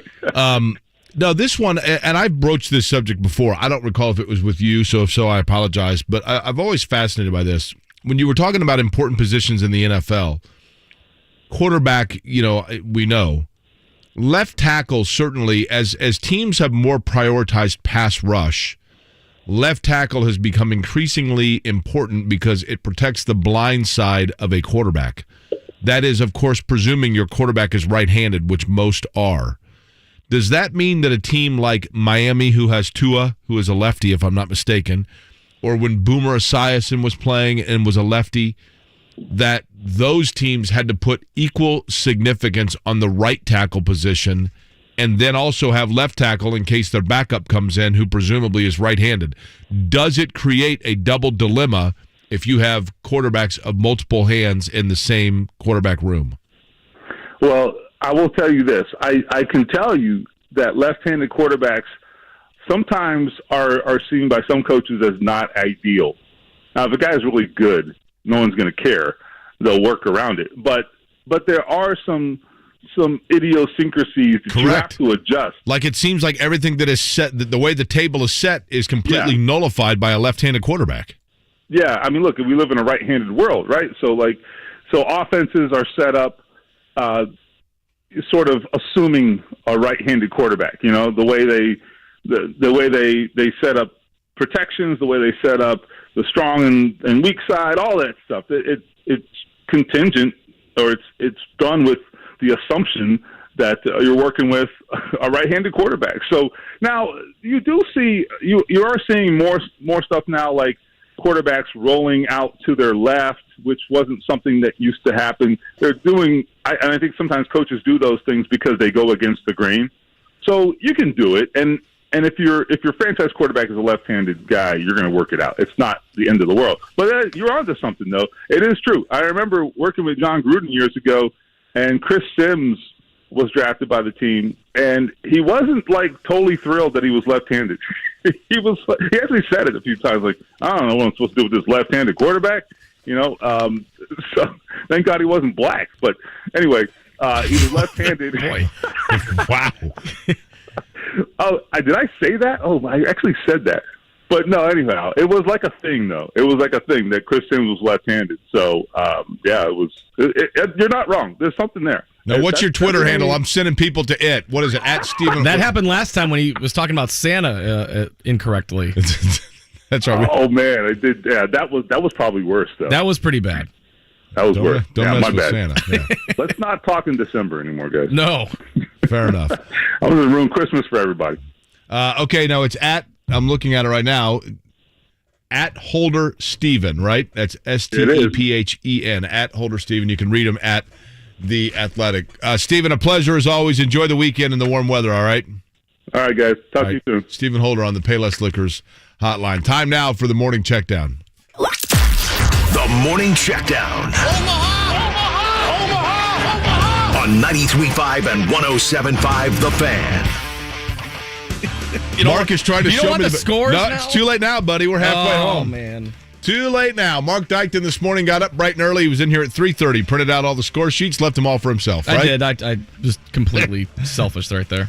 Minnesota last night, not one but two big leads over the Memphis Grizzlies, and the Grizzlies came roaring back, 104-95. Memphis now leads that series 2-1. There were two other series games played last night out west. Mark, one of them a series that nobody has talked about, right?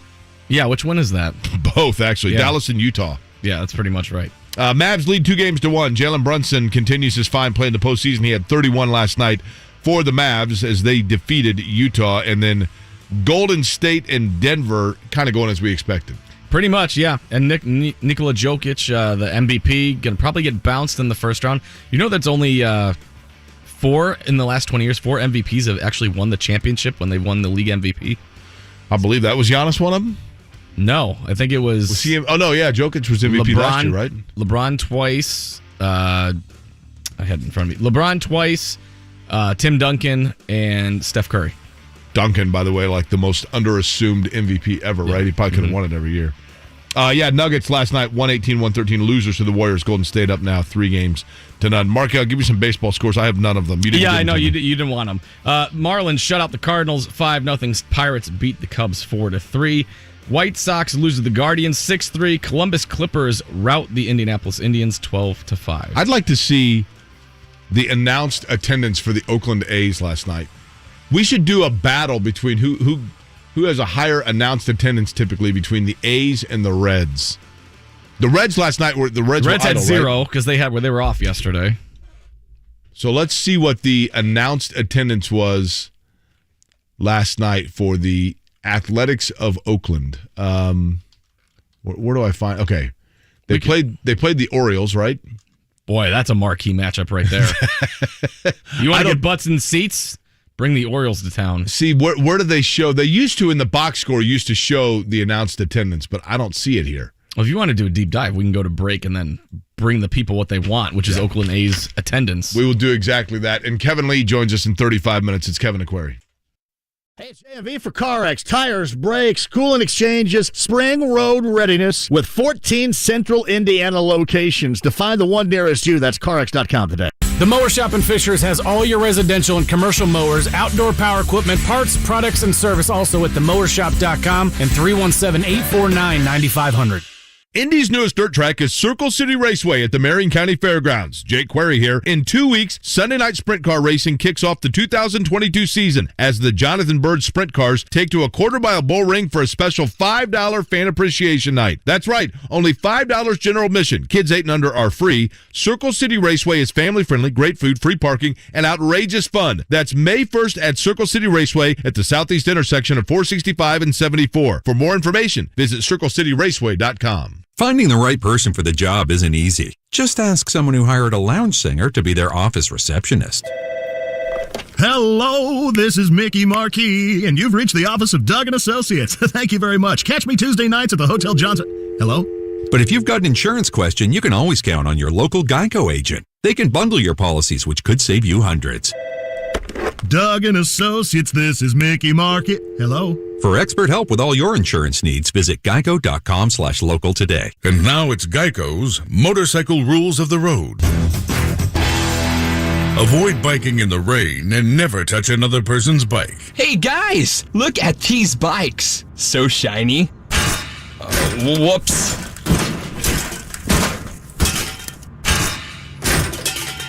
I'm gonna leave a note. Oh gosh, there's more. And the rule to saving on motorcycle insurance is, in 15 minutes, Geico could save you 15% or more. Celebrate the warm spell this week at Payless Liquors. Behringer White Zin is $2.99 and Kim Crawford Sauvignon Blanc is only $13.99 a bottle. Natural Light is $17.99. That's for the 30-pack. And try Natty Light Vodka in the 50-milliliter size for only 99 cents. Payless Liquors also has 175s of Old Forester and Tito's for $29.99 and Jack Daniels for $39.99. Just stop by one of Payless Liquors' 26 locations, open 7 days a week, or go to PaylessLiquors.com where you can also apply for great job opportunities. Don't pay more, get more, and pay less at Payless Liquors. Start a new career with a job that keeps your community safe. The Marion County Sheriff, Carrie Forrestal, is hiring detention deputies to work in the brand new Community Justice Center. You'll supervise and guard offenders, making Marion County a better place to live. Starting pay begins at around $40,000 a year with a $5,000 signing bonus. Enjoy great benefits like complete health coverage and pension plan. Start your career as a detention deputy and earn the respect of your community. Apply today at joinmcso.indy.gov. It's a fact. Only 0.0001% of people will ever step up to the plate as a pro baseball player. For the rest of us, there's BetRivers.com sportsbook app featuring same-game parlays. You can combine different bets all from the same game. Totals? Bet 'em. Spreads? Bet 'em. Player props? It's a home run. Download the BetRivers.com sportsbook app today. It's a whole new game. Must be 21. Must be located in Indiana. Gambling problem? Call 1-800-9-WITH-IT. 1-800-994-8448. The Ride with JMV. Bobby Marks of ESPN. How do you think they're going to end up, Kevin Pritchard and company, handling this offseason? There's a foundation there. I think they're in better shape than some other teams that have been going through this, but it's just a matter of how they prioritize Brogdon. What do you do at cap space? Miles going into last year of his contract, and then, of course, it starts with the draft in June. The Ride with JMV. Weekdays 3 to 6 on 93.5 and 107.5. The Fan. You're listening to Kevin and Query on 93.5 and 107.5. The Fan. So the Oakland Athletics, what'd you say, Mark? 4,400 people last night? Yes. An attendance record for the season, I think. 4,429. When I was, a couple of years ago for IndyCar, we were in Sonoma.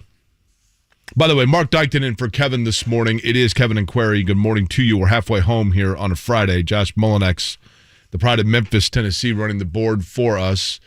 Josh comes to Indianapolis by way of, is it Butler or UIndy, Josh? Butler. How did you find out about Butler from Memphis? Because of the tournament? The 2010-11. That was the initial introduction. I'm telling you, man. People want to know why college coaches make big-time money. There's your answer. Then you have a cute mascot. That usually helps, too. Yeah, the bulldog itself. Mm-hmm, yeah. What's Gonzaga? Does Gonzaga have a live bulldog? They're the Zags, but do they? They're the Bulldogs. They might. I feel like that's a missed opportunity if they don't, but I don't hear a whole lot about it if they do. But we know where Gonzaga is now. We didn't know that 20 years ago, right? So someone needs to have the nickname of the Dragons and then have a real dragon. That'll boost your enrollment real quick. Well, I mean, how would you do that? You would just go out and get, I guess there are dragons, right? Like, what are they called? Komodo dragons or whatever? Komodo, yeah. Komodo, whatever. I want ones with wings, though. Komodo dragons? Yeah. Not Komodo. That's a whole different conversation. But that's what's going on in Michael Jordan's 19 bathrooms. That's right. That is exactly right. So Josh comes to us from Memphis. Marc Dykton, of course, typically sitting in the producer's seat, filling in for Kevin. And we were talking about the Oakland A's. They are having a similar situation to what you see with the Reds. There is always fan disengagement when a team doesn't play well. And there is the perception that if the team's not playing well, it's because the owner doesn't care. Doesn't matter what team you're talking about. Here with the Pacers, because we became accustomed to an organization that was deep in the playoffs each and every year, and racers and Pacers in the month of May and all of that. The second that is taken from fans, it's because the owner doesn't care. And especially when owners become older men and women, and then they're out of touch. I get it. and I'm not saying it's not legitimate in Cincinnati or Oakland. When you have the owner, Mark, that comes out as it did in Cincinnati to say, look, where are you going to go? Who else are you going to root for? This is your team. He's right. But that causes the backlash. In Oakland, 4,400 last night. They had 17,000 for opening day. And people are like, well, that just goes to show the stadium. No, it's the fans are fed up. And Oakland's competitive. That's the thing. Oakland has been a playoff team year in and year out for the last several years, but they have good young talent. They just don't keep it. Mm-hmm. But I remember, Mark, Charlie Sheen, back before he was like, remember when he went through that like 2-week period of a meltdown, the Tiger 2 blood? weeks? That felt like 2 years. Fair. The one thing he did that was kind of fun, I remember, I think it was in L.A., he was hell-bent on catching a home run ball, and he bought every seat in left field and just sat out there by himself, and nobody hit a home run. But if you ever want a foul ball, which I've never gotten one, I want to go to an Oakland game. Now, have you been to an A's game? No. I drove past there when I was in California, but didn't attend a game. When I was out for IndyCar several years ago, we were in Sonoma, which is the Bay Area. And this was actually one of the more fun things I've ever done. By myself, I went and I took the Larkspur Ferry across the bay. So you go right past the Golden Gate Bridge. I mean, it's beautiful. It's public transportation. So I took it from Larkspur, which is Northern California. I took the ferry across into downtown San Francisco. Then got on the train and took the train from San Francisco to Oakland, to the Oakland Coliseum. And I remember coming into the Oakland Coliseum on the train, and it looked like the opening scene of Welcome Back, Kotter, when they're showing like the train trestles in Brooklyn of the mid-'70s. It was a little bit dilapidated, but there was a charm in that. And Oakland Coliseum looked like Riverfront or Three Rivers or the old Busch Stadium or any of the cookie-cutter multi-purpose stadiums of those eras. And the stadium itself, I remember Henry Woodford, who was a great dude, worked at Channel 13, still lives in the Bay Area. He met me. He was an A's fan growing up. And he's out in the Bay Area now, so he met up with me, and we sat in the stands. And I remember the upper level of Oakland Coliseum, there was a tarp that said, and you see this like at the Indy 500, the tarps they put down that, you know, have, so the tarp above said, it was the A's logo, and then to the right of that it said athletics, and to the left of that it said athletics, and then to the left of that it said Oakland, and then to the left of that it was another tarp that said home of the. So the tarp up above says home of the Oakland Athletics with the A's logo, but it was like 7 different tarps. And I'm like, I wonder if they just keep adding tarps as more and more seats become abandoned. That's how it was for the Jaguars. I went to a Monday night game with Jaguars-Chargers years ago, and it was the same thing. What were you doing in Jacksonville? We were on vacation. Went to like St. Augustine. We're like, oh, there's a Monday night game. Let's go. And boy, there's a lot of tarps there, but this was before they did the renovations and everything. I'm like, this place hosted a Super Bowl? How is that possible? Remember the Super Bowl? They had hotel rooms, like they like brought in boats. Yeah. Just docked them. The Ramada Inn is full. Where can I stay? You get to stay in some guy's shrimp boat. Forrest and Bubba have a small boat. You can stay there. Do your Forrest Gump impression. We already gave him the. Do I have a Forrest Gump impression? You did it before. I was doing Tucker a British guy, and you said it sounded like Forrest Gump. No, that was me. That was on Monday. Yeah, I did a British guy. You said it sounded like Forrest Gump. The very end of a sentence had I don't think that's correct. No. I thought you said like sideways, Ryan, or something like that. Oh, that's right. That's right. We were somewhere, and I said, I did do that. We were talking about, where was I? And I said, it was like Forrest Gump that had sideways, Ryan. Yeah. That's not terrible, right? It's not bad. Somebody said my Tucker impression sounds like Mrs. Doubtfire. I'm like, how dare you, sir? Well, let me hear Tucker. Well, have you been to Santiago, Chile? Twice last year. The first time you did that, I couldn't control myself. You were hysterics. Is that an impersonation you've been working on? No, I just busted it out. I think I've watched that movie a million times. Do you do other impersonations? I mean, I can. I don't know. What? Off the top of my head, I can't think of any. I think this is an excellent opportunity for people to get to know you. I was going to talk about the fan disengagement of Cincinnati and Oakland. I could see why like the Oakland Athletics are getting low attendance. I'm looking on secondary ticket markets, and their tickets are still like $20 each. Seriously? Yeah. Which, by the way, would you guess, like, the Oakland Athletics are by far in dead last for attendance.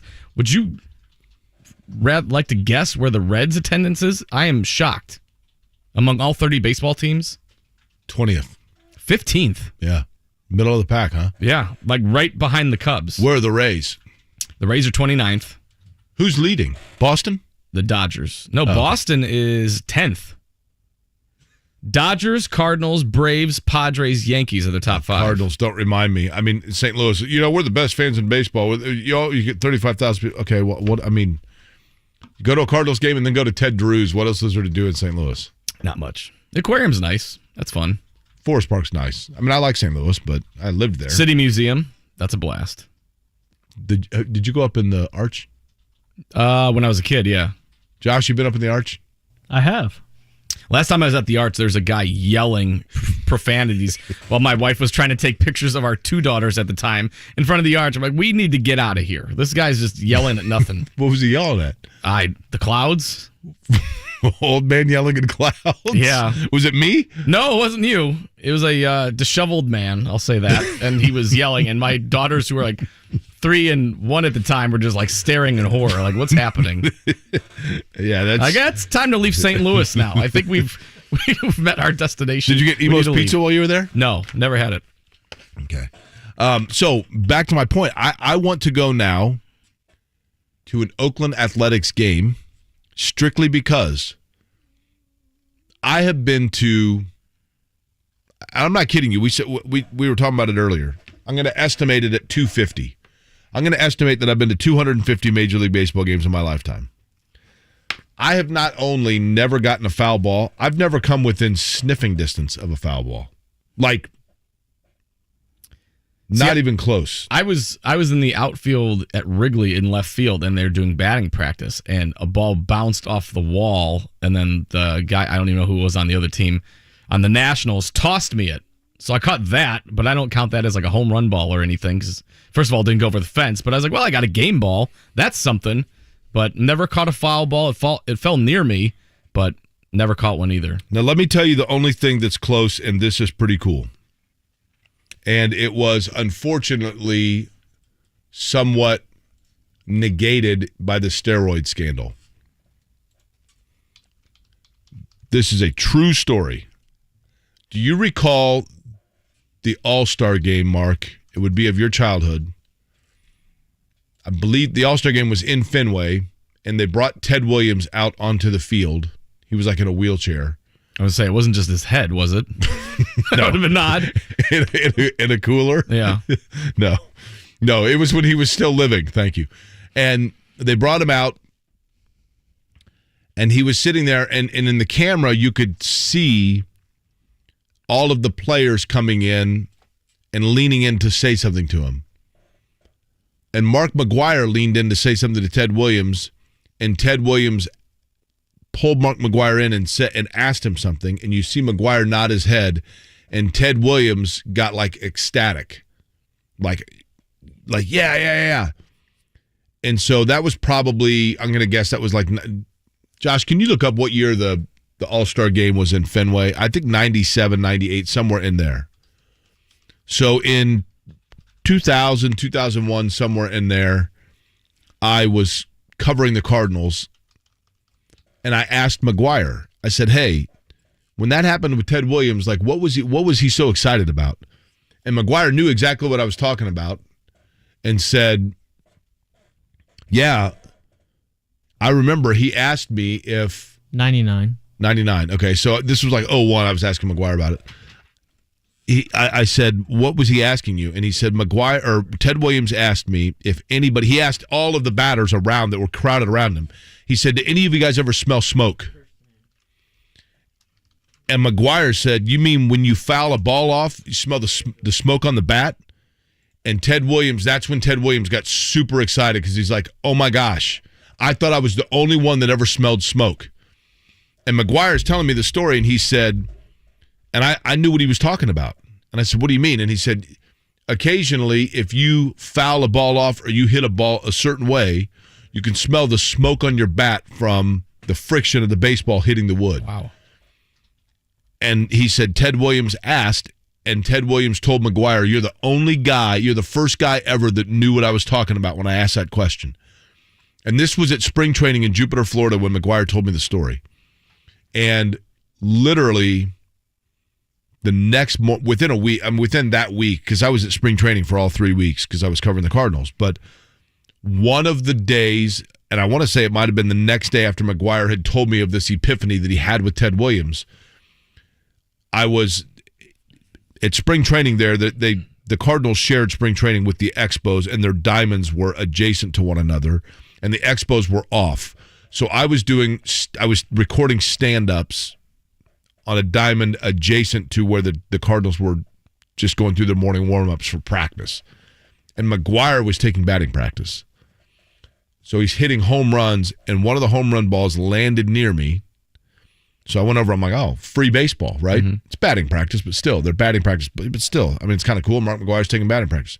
God, that chair's creaking a lot. It is. It's terrible, isn't it? So I went over and picked up the baseball, and it was burnt. Wow. There's a black burn mark on the baseball, and it's still at my parents' house. I gave it to my parents. But I went back to McGuire with the baseball and said, is this what you're talking about? He's like, holy cow, man. That's exactly right. Like, look, it burnt the speed of the ball. Ankiel was pitching. They were actually simulating. They had Ankiel pitching to McGuire because this was after Ankiel had gotten the yips. Mm-hmm. So Ankiel was pitching at full speed, and McGuire hit it, and it burnt the baseball and scuffed it. It's literally a burn mark. That's wild. Totally wild. And so no one ever told Ted Williams that. That's what McGuire told me. McGuire said, man, so if you ever watch that video, if anybody watches the video of what year did you say it was, Josh? 99, it looks like. The 99 All Star Game, when they bring Ted Williams out, if you watch all of the batters, all of the players gather around him, understandably, arguably the greatest hitter of all time. And you see Williams, you can't hear what he says, but he asks a question, and McGuire leans in, and then McGuire gives him an answer, and Ted Williams is ecstatic. He is overjoyed, you can tell. And he looks at McGuire, and he's like, yes, yes, yes. And that's exactly what it was. Do you smell the smoke? So is Ted Williams asking everybody in line, do you smell the smoke? He asked all of them like in a group. Oh, so okay. like they're all sitting around, and he's like, hey. You can't hear it in the video. You can't necessarily hear what he's asking. But when he's sitting there, you can see that he is asking a question almost rhetorically. He's like, any of you guys smell the smoke? Any of you guys smell the smoke? And you can tell that, like, Gwynn and Tony Gwynn loved Ted Williams. Mm-hmm. Tony Gwynn lived in Indianapolis in the offseason. And when Ted Williams died, before they sent him to the freezer, because isn't he frozen, right? Somewhere. Yeah. So when Ted Williams passed away, I was working, again, in television here in town, and Tony Gwynn called Channel 6 and said, I'd love to just come down. He was living in Indy. Tony Gwynn was living in Fishers. And he said, I'd love to come down and just talk about Ted Williams. I'm like, are you kidding me? This is now, because Tony Gwynn at that point, I remember thinking to myself, this is now the new inherent greatest hitter of all time, right? The greatest living hitter became Tony Gwynn when Ted Williams passed away, in my opinion. And so Tony Gwynn, who was the classiest of classy. It's really too bad that Tony Gwynn is not still with us, because every parent should be able to point to Tony Gwynn to show their kids how they should just conduct themselves in life as a star athlete. But at any rate, Tony Gwynn loved Ted Williams, absolutely loved him. So Gwynn standing there, I don't know who the 99 other All-Stars would have been, probably like J.D. Drew, well, I imagine Barry Larkin. If he's asking, do you smell the smoke, he's asking Manny Ramirez, you're getting a very different answer. Probably. Yeah, I smell it. I don't know what you're talking about, Ted. Everybody smells it. At the stoplight, they can tell from 3 intersections away. Yeah. Yeah, but that's what that meant, though. Interesting. But I think we should go and take a field trip, we could do it as like a bonding experience as a show and do our show live from Oakland. Now, the only part that would suck is we're going to have to get up at 4 a.m. But you did this morning anyway, right? I got up at 5:30, so about the same. You got up at 5:30? Yeah. Well, like I said, I got rib kicked by my daughter, and then she fell off the bed at 2 a.m. Like, I think the alarm's going off. I think it's time to get up. Actually showered today, too. But you're too far away to smell. Well, trust me. And come get a whiff if you want at the break.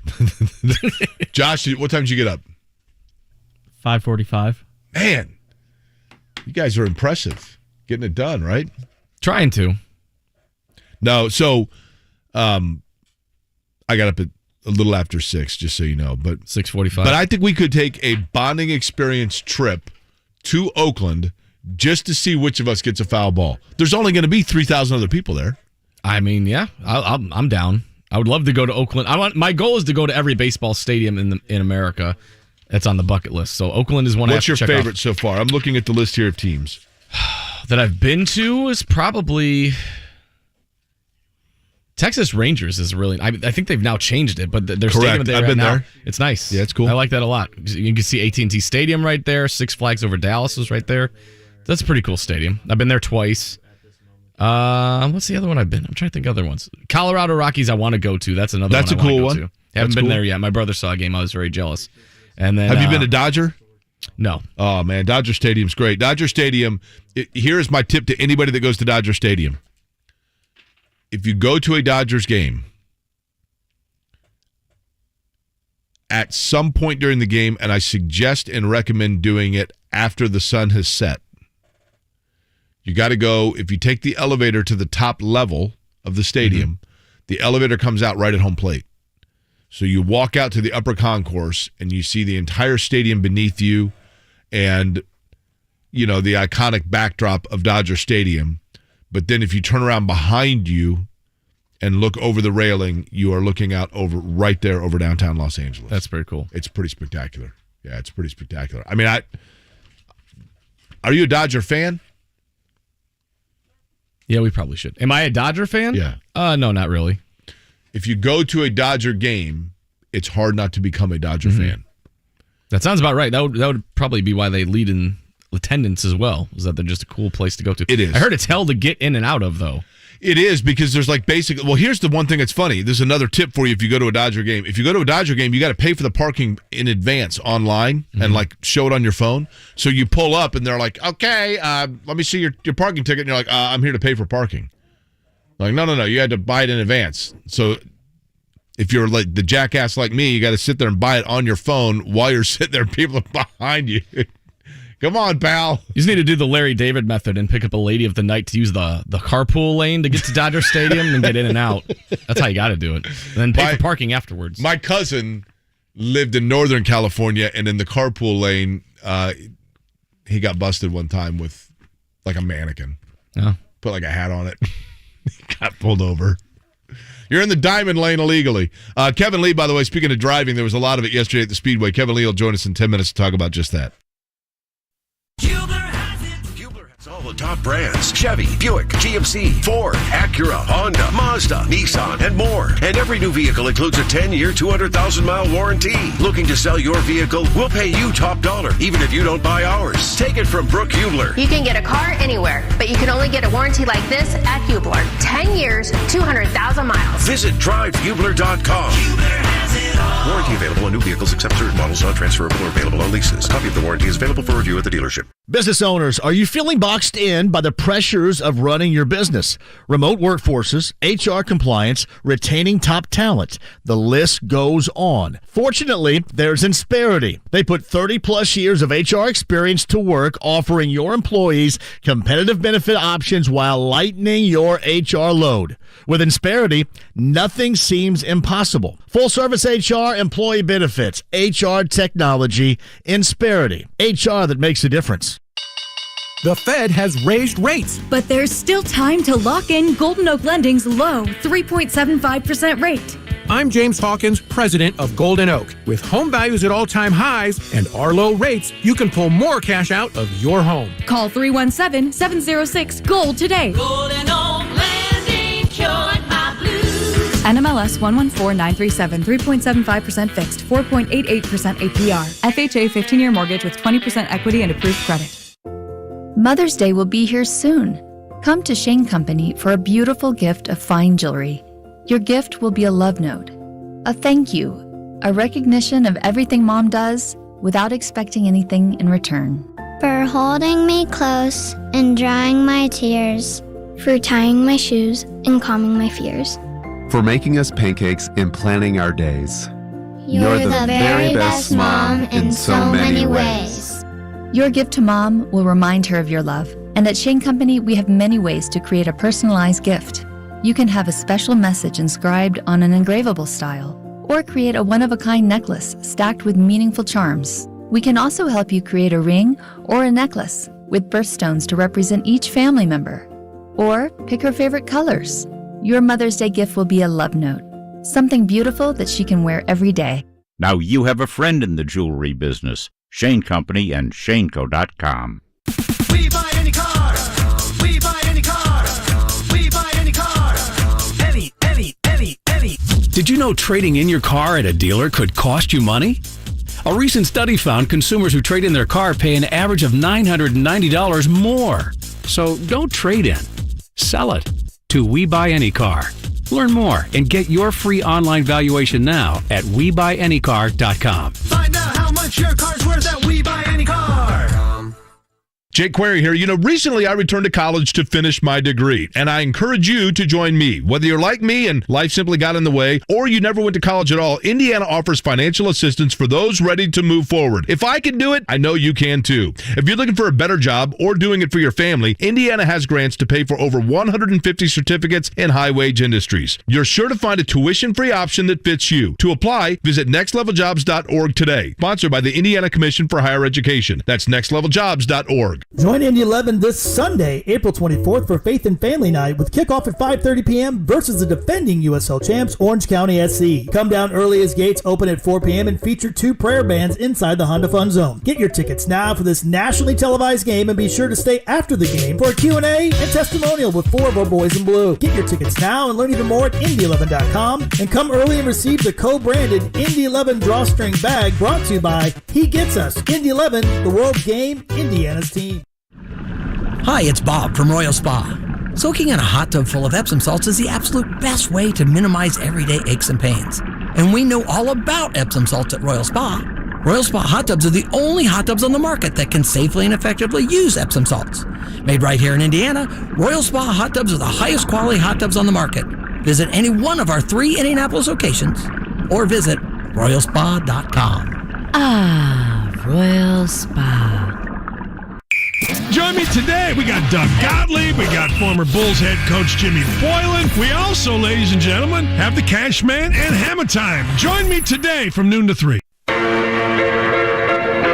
You're listening to Kevin and Query on 93.5 and 107.5. The Fan. We're going to talk to Kevin Lee in just a second here, but before we do so, I did not realize, I promise you 100%, I don't know that I ever actually turned up the audio on the clip, but you can actually hear it. This is the 1999 All Star Game. Ted Williams is brought out on the field. He only really summoned 3 players. As they all were gathering around the All Stars, I just watched it briefly. He asks for Sammy Sosa and shakes his hand. He asked for Tony Gwynn. Tony Gwynn comes in and he shakes his hand. They introduced him. They pointed out to him King Griffey Jr., which is very surreal to see King Griffey Jr. being in awe because, obviously one of the all-time greats. And then Mark McGwire comes in. Now, you got to wait about 5 seconds in, and Josh will have to turn it up. But see if you can hear Ted Williams asking Mark McGwire about smelling the smoke on the baseball on a foul ball. Here you go.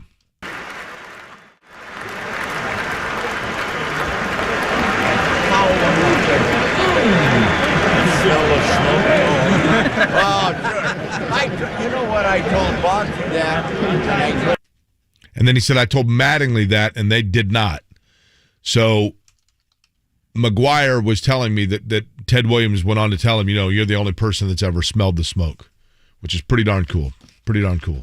Kevin Lee is with NBC, of course, and was there working for the entire test and practice at the Indianapolis Motor Speedway in the last couple of days. He'll join us next from Trackside. Of course, Kevin Lee. That conversation next, 9 o'clock hour underway. Kevin and Query, 93.5, 107.5 The Fan. Put on your helmet. It's about to get real. Sean Salisbury. Why is quarterback so hard to get right? Because you don't know, from an 18-year-old kid to a 30-year-old man, priorities. I've seen a lot of guys physically great that can't process information and can't handle failure, and they disappear. When it gets right down to it, am I better than you, and am I going to make quicker, better, faster decisions than you every play? Dan Dockage, weekdays noon to 3 on 93.5 and 107.5. The Fan. Skip the long lines and high cost at the banks and get pre-approved today for your next home purchase or a refinance at thehomeloanexpert.com. NMLS number 1326241. New spring annuals are arriving weekly at Sundown Gardens, and tropical plants fill the greenhouse, plus new shrub inventory daily. 186th Street and Spring Mill Road or sundown.gardens.com. O'Reilly. Need new wiper blades? Not sure which ones to buy? The professional parts people at O'Reilly Auto Parts can help. We'll show you options for your specific car and even install them for free. Right now, save $10 per pair on Bosch Focus wiper blades, plus earn double O Rewards points. There's no better time to replace your wiper blades. Stop by O'Reilly Auto Parts today. O'Reilly Auto Parts. This is May. Start your engine. Racing ignites May 14th with the GMR Grand Prix as the stars of the NTT IndyCar Series rip through the twists and turns of the IMS Road Course. The 21st and 22nd, drama, speed, and excitement with qualifying in the Fast 9. Then Indy's biggest party, Miller Lite Carb Day, returns with Kings of Chaos and Rick Springfield on the 27th. And all roads lead to the 106th running of the Indy 500 presented by Gamebridge on Sunday, May 29. Come back home again. Tickets at IMS.com. You know, many people my age who went to college, they'll do something great in the future. But I'm doing something great now. If you like seeing what you accomplish every day, why not make that your career instead of a desk job? I know a lot of people without any direction. Well, my direction is up while I help build this high-rise. Your training is free, so you learn while you earn. My friends finished their degree in 4 years. That's about what it took for us to finish laying down about a dozen new roads. Careers as a union laborer are rewarding and ready now. As a member of Laborers Local 120, you'll earn good pay and benefits with lots of job choices. I do pipeline work. I'm a concrete finisher. I lay miles and miles of asphalt. This is Ward Daniels, Business Manager of Laborers Local 120. Joining us can lead to a satisfying career for you or someone you know. So join us. Join us. Join us. We are now accepting qualified apprentices and journeymen. Visit labors120.com to apply. 93.5 and 107.5. The Fan. WIBC HD2 W298BB. WIBC HD3 W228CX. Indianapolis. Brewers, Phillies, Sunday Night Baseball. The coverage begins after the NBA playoffs on 93.5 and 107.5 The Fan. It's Kevin and Query. If we die together. Yeah, You can get it done. You can get it done. What's more, you gotta get it done. On 93.5. Boom, baby! 107.5. The Fan. 9 o'clock hour in Indianapolis. It is the 9 o'clock hour everywhere in the Eastern time zone, to be exact. My name is Jake Query. Marc Dykton here as well. It is Kevin and Query. Kevin Bowen will be back on Monday on 93.5, 107.5 The Fan. Wesley on Twitter says, Jake, I listen to the show every morning. That baseball story you told about Ted Williams and Mark McGwire was the best 5 minutes I've heard on the show since you joined. I don't know if that says any more about the story, Mark, or my previous 6 months so far, right? Maybe they were hearing the sermon that apparently most of the people are hearing today. Are we having some audio signal problems? I've heard on the show, the best thing I've heard on the show since you joined, I would love to hear more stories involving athletes that you can share. I appreciate it, Wesley, and we will certainly do that as time permits and they are appropriate over the course of. You just don't want to be the guy that's like, and another thing. But I do think it's a cool story. Wesley, kidding aside, I appreciate you listening to the program. Joining us now on the Payless Liquors hotline, he was a busy guy the last couple of days as testing, which really just kind of felt like, to be honest with you, a typical May practice, was underway at the Indianapolis Motor Speedway. Lots of laps turned in, and Kevin Lee joins us. Kevin, aside from the crowd and the concessions being open, walking around yesterday, man, it felt like mid-May, didn't it? It did. It felt like a regular practice day, and I was doing another interview with basically a non-motorsports entity a few days ago, and he said, what are they testing? And I said, you know what? That's actually a good question. There's really nothing new, so it's really just a practice day. There's not, they weren't testing a tire compound. They're not testing a new aero configuration. It's just extra practice. It's really needed to get the rookies up to speed. And I think for the other teams, it's insurance in case it rains or you have a mechanical and lose some track time during the week of practice. And mostly it's if the other team is going to test, you need to test. So while you may not learn a lot, a little bit goes a long way. And if someone else is learning something, you better be keeping up. Hey, Kevin, it's Mark. Doug Bowles was talking about working on grip levels and everything at the track. Can you explain a little bit more of what goes into grip levels and how they have adjusted that after yesterday's testing?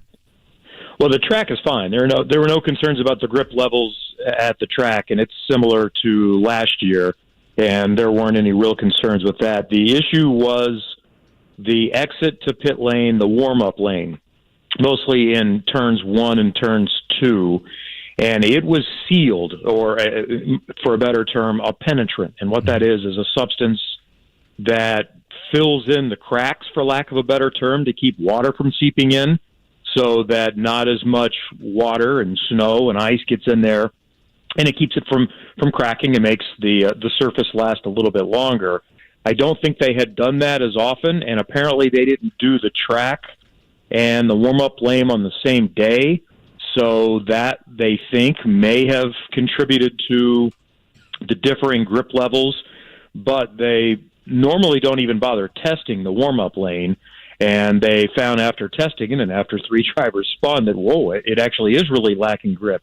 So they essentially scrubbed it, drug some tires on it on Wednesday night, and basically said, hey, everybody slow down a little bit. It's not a race today, so it's not that important how quick your outlap is.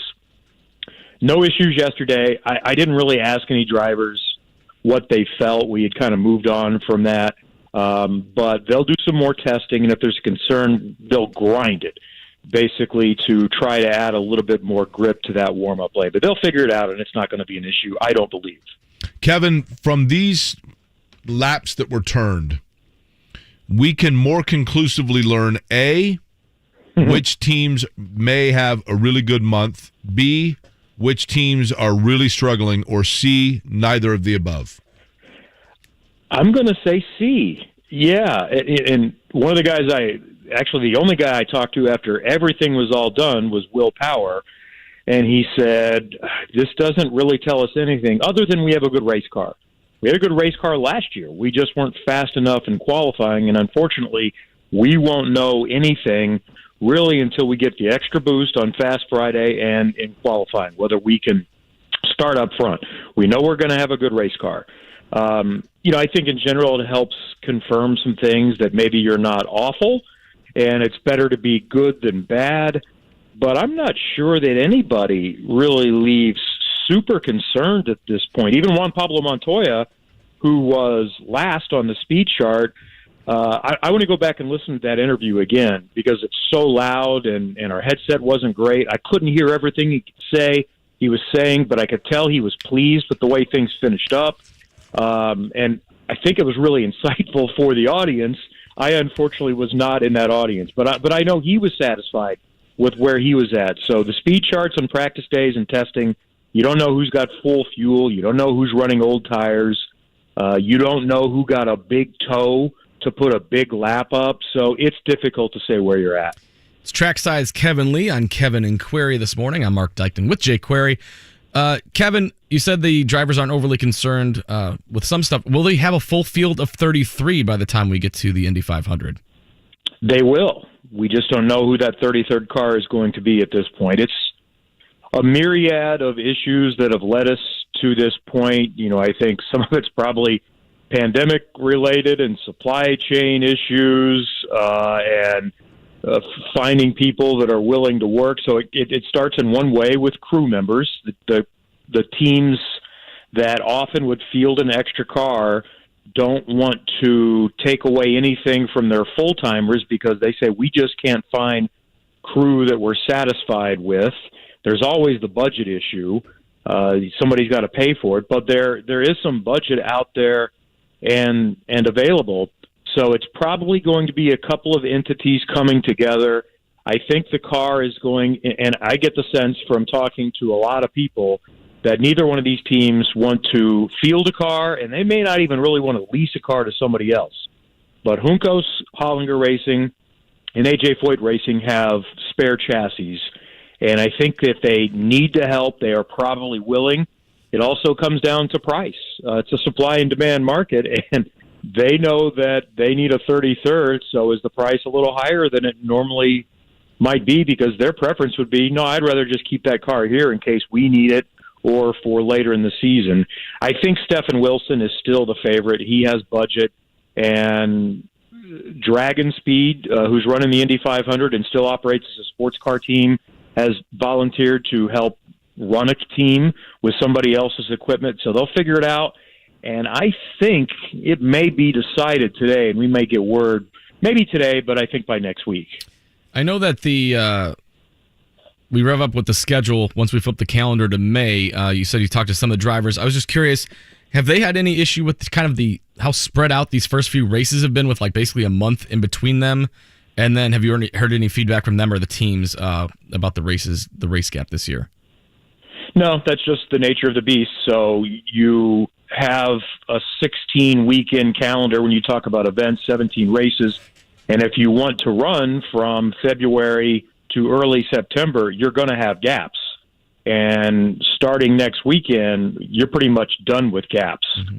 So I think ideally you'd like to kind of go every other week throughout the year. I think that's the best schedule, where you have a race and you have some time to ruminate on it and talk about it, and then you get going again. But there are a lot of considerations involved when your schedule is going to be. You have to look at the market. You have to look at what's available for the track. You have to look at what's available for the television window, and whether you want to be on network television or cable television. And that precipitated some changes this year. NBC offered, you can be on NBC or you can be on Peacock or USA Network. Which would you like to be? Oh, we'll take NBC, and then we'll have a 3-week gap. So that's the way it is. Gotcha. But as far as the drivers are concerned, no, having an extra week off maybe makes them antsy, but it's not like it makes them rusty or anything like that. They're fine. You know, Kevin, a lot of people ask me this, and maybe we kind of touched on this in the beginning, but at this point, you know, sometimes I wonder if the laps that are being turned and the practices that are taking place, and I love it. I mean, obviously everybody loves it, right? Just going out there and seeing the cars for the day and hearing the sounds. But sometimes I wonder if teams aren't doing it just because the other teams are doing it and they're worried they're going to miss out on something. And I know that sounds crazy. Oh, definitely. No, that's what I said earlier. I think if True Serum was put out there, a lot of them would say, you know what, we'd prefer not to really do this. We'd save some money. Now, others would disagree. That's not unanimous. I think there are a lot of people that feel like we're smarter than everybody else, and we want to get out there and just have the best opportunity to be the best we can be.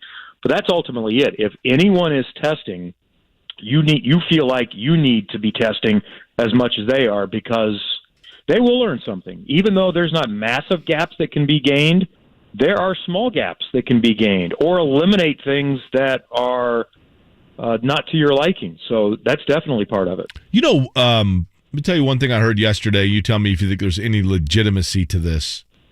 Elio Castroneves last year won his 4th Indy 500. And he, in his mindset, I guess, the mindset was, okay, like the last time I was in a car, I won, I climbed the fence, the car looks the same. He gets in the car, and then very early in the test, he has an incident where he has that issue. He loses it, he makes contact. And that psychologically, I'm not going to say permanently, but it really, really affected him more than other incidents might have in his past, because he was so comforted by knowing the car was the same as it was the last time he was in it when he won in that car. Could there be any truth to that? You're a deeper thinker than I am, but there probably is something to the back end of that, yes, he looked distraught when you're watching him staring in that car. And I think that is ultimately it. It's just, I know that car's good. I don't want anything to go wrong with that car. And the first thought is, what if that car can't be repaired? And that's the way, and Elio shows his emotions, that's the way ultimately I think every driver would feel if their primary Indy 500 car couldn't be raced, because it's different. Yes, they can prepare another car that's essentially the same, but the bigger teams, and Meyer-Shank Racing is now in that situation. They have solid funding. That car has been set aside for a while, and they've prepared it. And there are things that you do to a super speedway car that you don't need to do to a road and street course car. you don't need to do to your car at Iowa.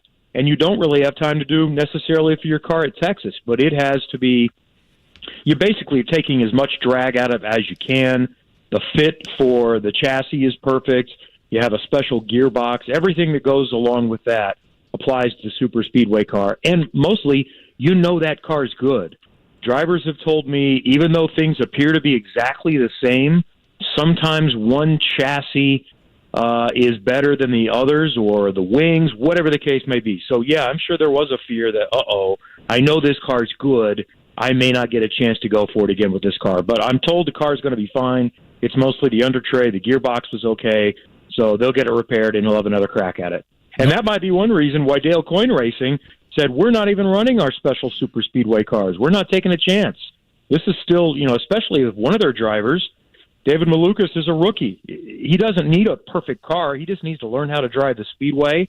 And Sato's learning the new team. So, and by the way, he was second fastest in that car that's not their super speedway car. So I think that was actually a pretty solid strategy. Trackside's Kevin Lee joining us on the Payless Liquors hotline. No one's had a better start to the season than Josef Newgarden. He carried that over in the open test yesterday. What's he doing different than everyone else so far? Well, he's really good. He's a two-time champion, and Team Penske is obviously always going to be a favorite, but I think things changed with Chevy in the offseason. They have found some drivability pluses on the road and street courses, and obviously they were good at Texas, finishing 1-2 there as well. But Newgarden is as good as it gets, and you noticed in Victory Lane at Long Beach, after winning that race, he immediately brought up the Indy 500. That's the only thing he hasn't done. He's won a lot of races, he's won championships, he's won big races, but he's not won the Indy 500, and that is gnawing at him a little bit. And if you win the Indy 500 with Team Penske, you can be set for life. He's probably set for life to begin with, as it is with what he's done. But that's what matters most to Team Penske, and that's what matters most to every driver. So that's been a clear emphasis. But, yeah, they're rolling right now. And one theory is a former Andretti engineer named Ray Gosselin moved over to Ilmore, which operates Chevy. So he brings some extra expertise in that he's worked with drivers, and I see him up and down the pit lane talking with every Chevy driver and getting input. And I'm not going to say it's all Ray Gosselin. They have a lot of smart people at Chevy, and it's been an emphasis. But that's one that I thought of very early on, and I think a lot of people are wondering about. Hey, Ray Gosselin, he was Ryan Hunter-Reay's engineer, is really, really good. Maybe that's something that Chevy has found in the offseason to help make them better. Kevin, by the way, Josef Newgarden, here's my little factoid, my little contribution. You ready? I am ready. Josef Newgarden tied last year the record for most Indianapolis 500 starts for Roger Penske without having yet won the Indy 500. And I'm not going to put you on the spot by asking you whose record he tied, but it's Ryan Briscoe. I actually would have gotten that one. Yeah. I saw him yesterday. But here's my question for you. So I am going to put you on the spot with this kind of trivia question. And I get that. I got the last one. I can't get two in a row. No, I gave you the last one. You then said that you would have gotten it. No, I'm just kidding you. So, and I wouldn't lie to you. You and I both know this, Kevin.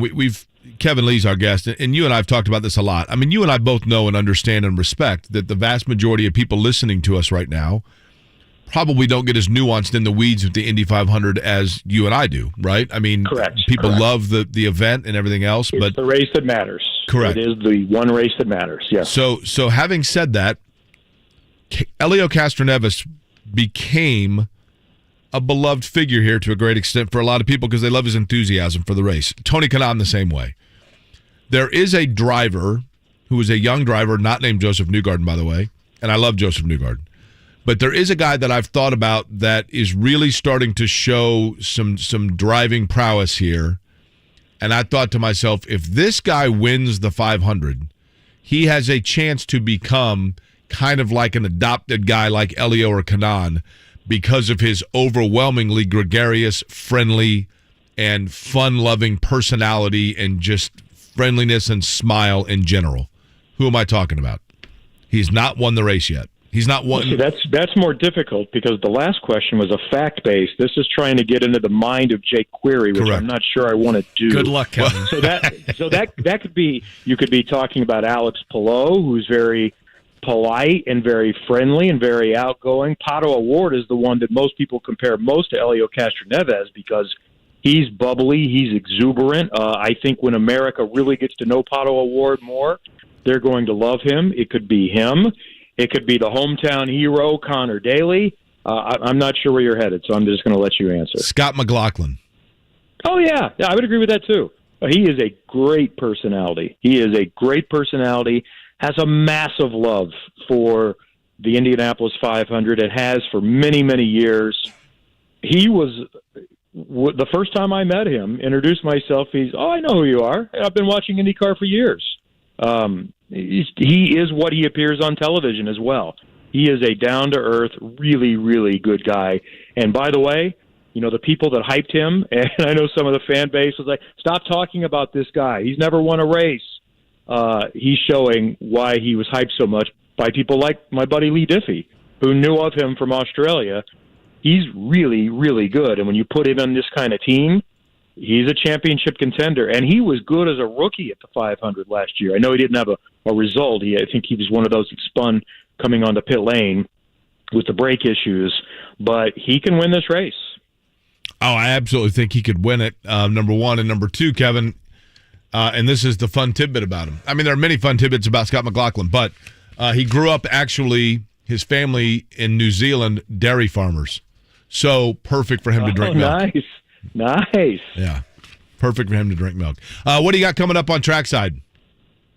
Oh, that's Tuesday, Jake. I'll think about that. No, we're going to talk about the test, and we'll get ready for Barber. And hopefully by then we know who the 33rd entry is for the 500. And by the way, I don't expect bumping. I don't see any motivation for anyone then to roll out another car, potentially bump one of their cars. Chevy and Honda want to be done with it.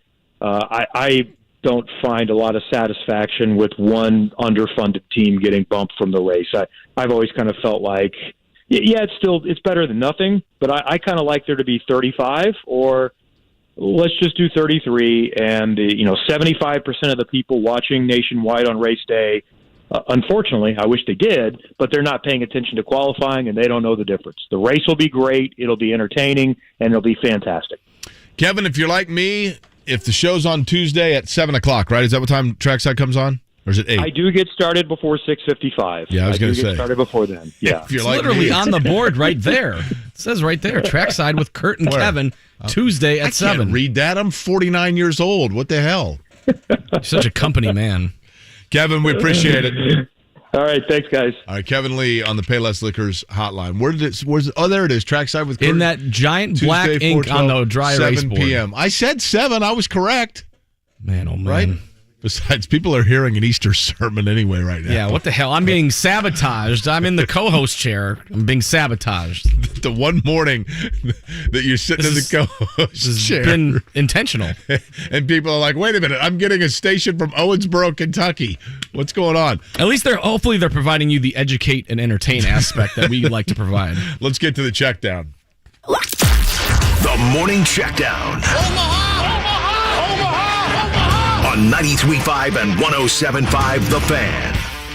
I mean, we can't entertain, I guess, over the course of the morning, so we might as well educate a little bit, right? We can try. By telling people what happened last night, Mark? Yep, baseball scores. Marlins shut out the Cardinals 5-0. Pirates topped the Cubs 4-3. The White Sox lost to the Guardians 6-3. Reds were off, but they host the St. Louis Cardinals for a weekend series starting tonight. That game is on Apple TV Plus, part of their Friday night baseball slate that's just gotten underway. Okay. Which game is on Apple TV Plus? It's part of a doubleheader. It's Cardinals-Reds. So I don't know if that'll actually be on local TV tonight, actually. More people watching on Apple or more people at the game? In Cincinnati, I must say more people at the game. Oh, you think so? Yeah. I don't know if a lot of people know the Apple TV. My dad couldn't find the White Sox game last week, and he's like, where is it? Like, I think it's on Apple TV Plus. He's like, on what? I was like, Apple TV's got baseball now, Dad. Good Lord. I can only imagine telling my parents, God love them, if I've got to find something for them on Apple TV. I showed him how to get to it, and he was fine. I'm their IT anyway. Last night in the NBA, Memphis over the Timberwolves, 104-95. It was Dallas, 126-118 winners over the Utah Jazz. Mavs lead 2-1, same lead the Grizzlies have in their playoff series. And Golden State, 118-113 over the Denver Nuggets. That one all but over with. Golden State leads 3-0. Have teams come back from down 3-0 in the NBA? I know it's happened in baseball. Yeah. Well, 3-0. I'm sure there's NBA? been one example at least. I know it's happened, obviously, in baseball. People are yelling at their radio right now. They're like, Jake, you moron. Absolutely, it's happened. Well, they're yelling at the preacher that's talking then. Can you elaborate on what you mean by that, Mark? People are confused by your reference. Well, we've gotten a lot of information today that maybe our signal's not the strongest that it's been in recent past. Again, this is sabotage. We're getting complete sabotage. We're getting bled over, allegedly and apparently, by a Christian programming. Is that right? Probably. Someone's rerunning the Easter sermon. I'm sure they're thrilled to get the occasional drop in about some weird esoteric. What are they talking about Ted Williams for?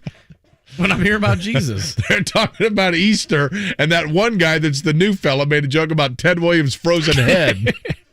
What is going on? By the way, I want to let you know, taking a look at the racing schedule brought to you by the great folks at the Indianapolis Speedrome. Your schedule for the weekend in the world of racing. Formula One is going to be in Italy for the Italian Grand Prix. If you want me to get technical, it's the Emilia-Romagna Grand Prix. I think that means Emily of Rome. Is that right? Do we know? I have no idea. Okay. Well, I was about to go to the bathroom, and I don't know. You go ahead and go. The Emily of Rome Grand Prix is going to be Sunday. That's 8:55 in the morning. NASCAR this weekend. The Geico 500 going to be in Talladega Sunday at 3 o'clock. Kyle Busch trying to make it 2 wins in a row. The Xfinity race will be Saturday night at that same track in Talladega. IndyCar, as you just heard from Kevin Lee, is off this weekend. They tested yesterday at the Indianapolis Motor Speedway. IndyCar in Birmingham, Barber Motorsports Park. General admission tickets for Sunday at Barber now sold out for IndyCar, but that is next weekend, which is great news. Now, if you've got the racing bug and you want to stay right here close to home this weekend, no problem. The Indianapolis Speedrome has you covered. The Tom Wood Group Indianapolis Speedrome, powered by Lincoln Tech and Circle City Raceway, both are racing destinations for you all spring, all summer. Saturday night, for example, the Speedrome, again, will feature family-friendly racing action. That's what I love about it. $10 general admission tickets. Kids 8 and under are free. You're talking about great food, free parking for that matter. And I'm telling you, you stay till the end of the night, and that's when the unbelievably wild, outrageous figure 8 racing takes place, and your kids will absolutely love that. I can promise you that. You can't beat the deal. Affordable tickets, family entertainment, all, again, at the Indianapolis Speedrome. Jake, that's great. Where do I find out the schedule and everything else for the Speedrome? No problem. Speedrome.com is the website. Jake, listen, I appreciate that too. You talk about the fabulous figure 8, the free parking, the great food. That's all wonderful. But my kids like to play in dirt. No problem. Absolutely no problem, because there you are covered when it comes to the newest track. I'm talking about Circle City Raceway, which is located in the Marion County Fairgrounds on the southeast side. Sunday, May 1st, kicks off their jam-packed season, and it's going to be a great season because you get the Jonathan Byrd's 410 sprint cars headlining a full night of sprint car racing, I should say, to kick off things in the month of May. And then Indy Race Week, the USAC Amsoil National Sprint Cars, May 25th and 26th, just before the Indianapolis 500. Indy Midget Week, June 8th, all going to be racing on dirt at Circle City Raceway. Their website, circlecityraceway.com. Indianapolis Speedrome, speedrome.com, Circle City Raceway, which again, circlecityraceway.com, Indianapolis racing destinations. The Mower Shop in Fishers has all your residential and commercial mowers, outdoor power equipment, parts, products, and service also at themowershop.com and 317-849-9500. Can't call into a show because you're sitting at a desk at work? Join us on our YouTube live chat during the shows and leave a comment to see if your host singles out your topic you want discussed. Do you feel boxed in by the pressures of running your business? With 30-plus years of HR experience, Insperity can help lighten your load. Expand your possibilities at Insperity.com. BetMGM, the king of sportsbooks, unleashes the spirit of Las Vegas with BetMGM rewards. Every time you make a wager at BetMGM, you can earn BetMGM rewards points that you can redeem for online bonus credits like free bets and risk-free tokens. Planning a trip to Vegas? You can also convert your BetMGM points into MGM Rewards points that you can use towards dining, shows, and hotel rooms at over 20 MGM Resorts properties located on the Las Vegas Strip and nationwide. BetMGM Rewards is sports betting's premier loyalty program, featuring exclusive offers, incredible experiences, and valuable perks when you wager on the BetMGM app. Sign up with BetMGM or log on today to get an even bigger piece of the action with BetMGM Rewards. Visit BetMGM.com for terms and conditions. Must be 21 years of age or older to wager. Indiana only. If you or someone you know has a gambling problem and wants help, call 1-800-9-WITH-IT. You know Diamonds Direct's prices are unbeatable every day, but this Friday through Sunday, they're even better. This is it, the biggest store-wide sale yet this year. You save an extra 20% on rings, earrings, pendants, bracelets, wedding bands, just about everything's on sale. Plus, entire designer collections have been flown in for this event, with each piece specially priced. It doesn't get any better than this. Extraordinary selection, extreme value. It's Diamonds Direct's Fresh Pick 3-day store-wide sale this Friday through Sunday at Diamonds Direct. Details at diamondsdirect.com. It takes courage to talk with that someone special when there are problems in the bedroom. Erectile dysfunction, or PE, can shatter your confidence and make your relationship challenging. You can put an end to these issues. Have the courage to make just one confidential visit to the Indianapolis Men's Clinic and get that spark back in your relationship. The doctors at the Indianapolis Men's Clinic offer the latest solutions for all ED and PE issues, and you'll see results in your first visit, or there's no charge. Call 999-9000 to meet with their licensed providers, no matter your age or your conditions. Diabetes, high blood pressure, prostate cancer, low testosterone causing your issue. It doesn't matter. They can help. Call the Indianapolis Men's Clinic at 999-9000. That's 999-9000, or online at indymensclinic.com. Have the courage to take that first step. Indianapolis Men's Clinic, your key to a better life. Jake Query here. You know, recently I returned to college to finish my degree, and I encourage you to join me. Whether you're like me and life simply got in the way, or you never went to college at all, Indiana offers financial assistance for those ready to move forward. If I can do it, I know you can too. If you're looking for a better job or doing it for your family, Indiana has grants to pay for over 150 certificates in high-wage industries. You're sure to find a tuition-free option that fits you. To apply, visit nextleveljobs.org today. Sponsored by the Indiana Commission for Higher Education. That's nextleveljobs.org.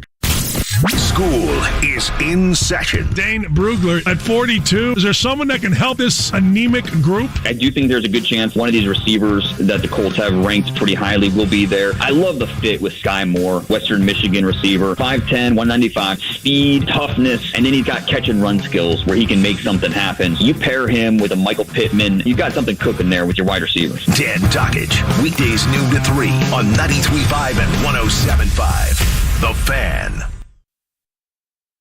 Have you studied? Can you handle the pressure? Sharpen your pencils. It's time for the Pop Quiz with Kevin and Query. Brought to you by Jiffy Lube, Indiana's favorite oil change since 1985. 239-1070 is the telephone number.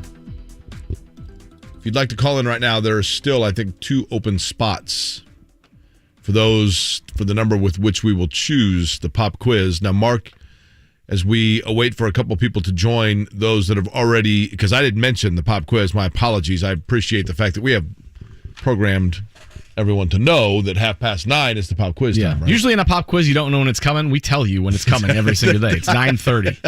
I guess you're right. It's not really a Pop Quiz, right. Is it? It's just the quiz. Do we need to rename it? I don't know.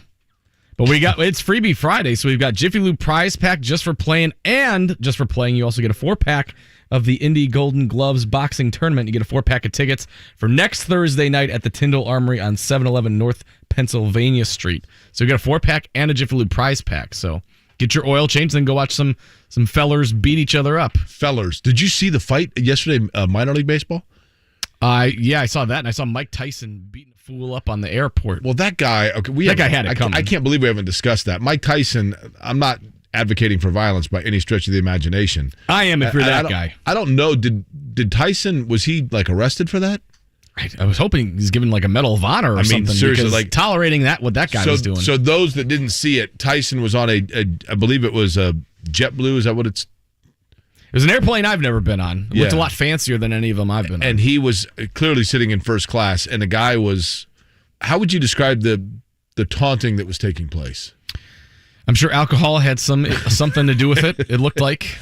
But yeah, he was being chastised like nonstop. Yeah, and then finally Tyson, the next video you see, I mean, he was laying some haymakers on this guy. Yeah. But Tyson turned around and was leaning over the seat because the guy was in the row behind him and scuffed him up pretty good, right?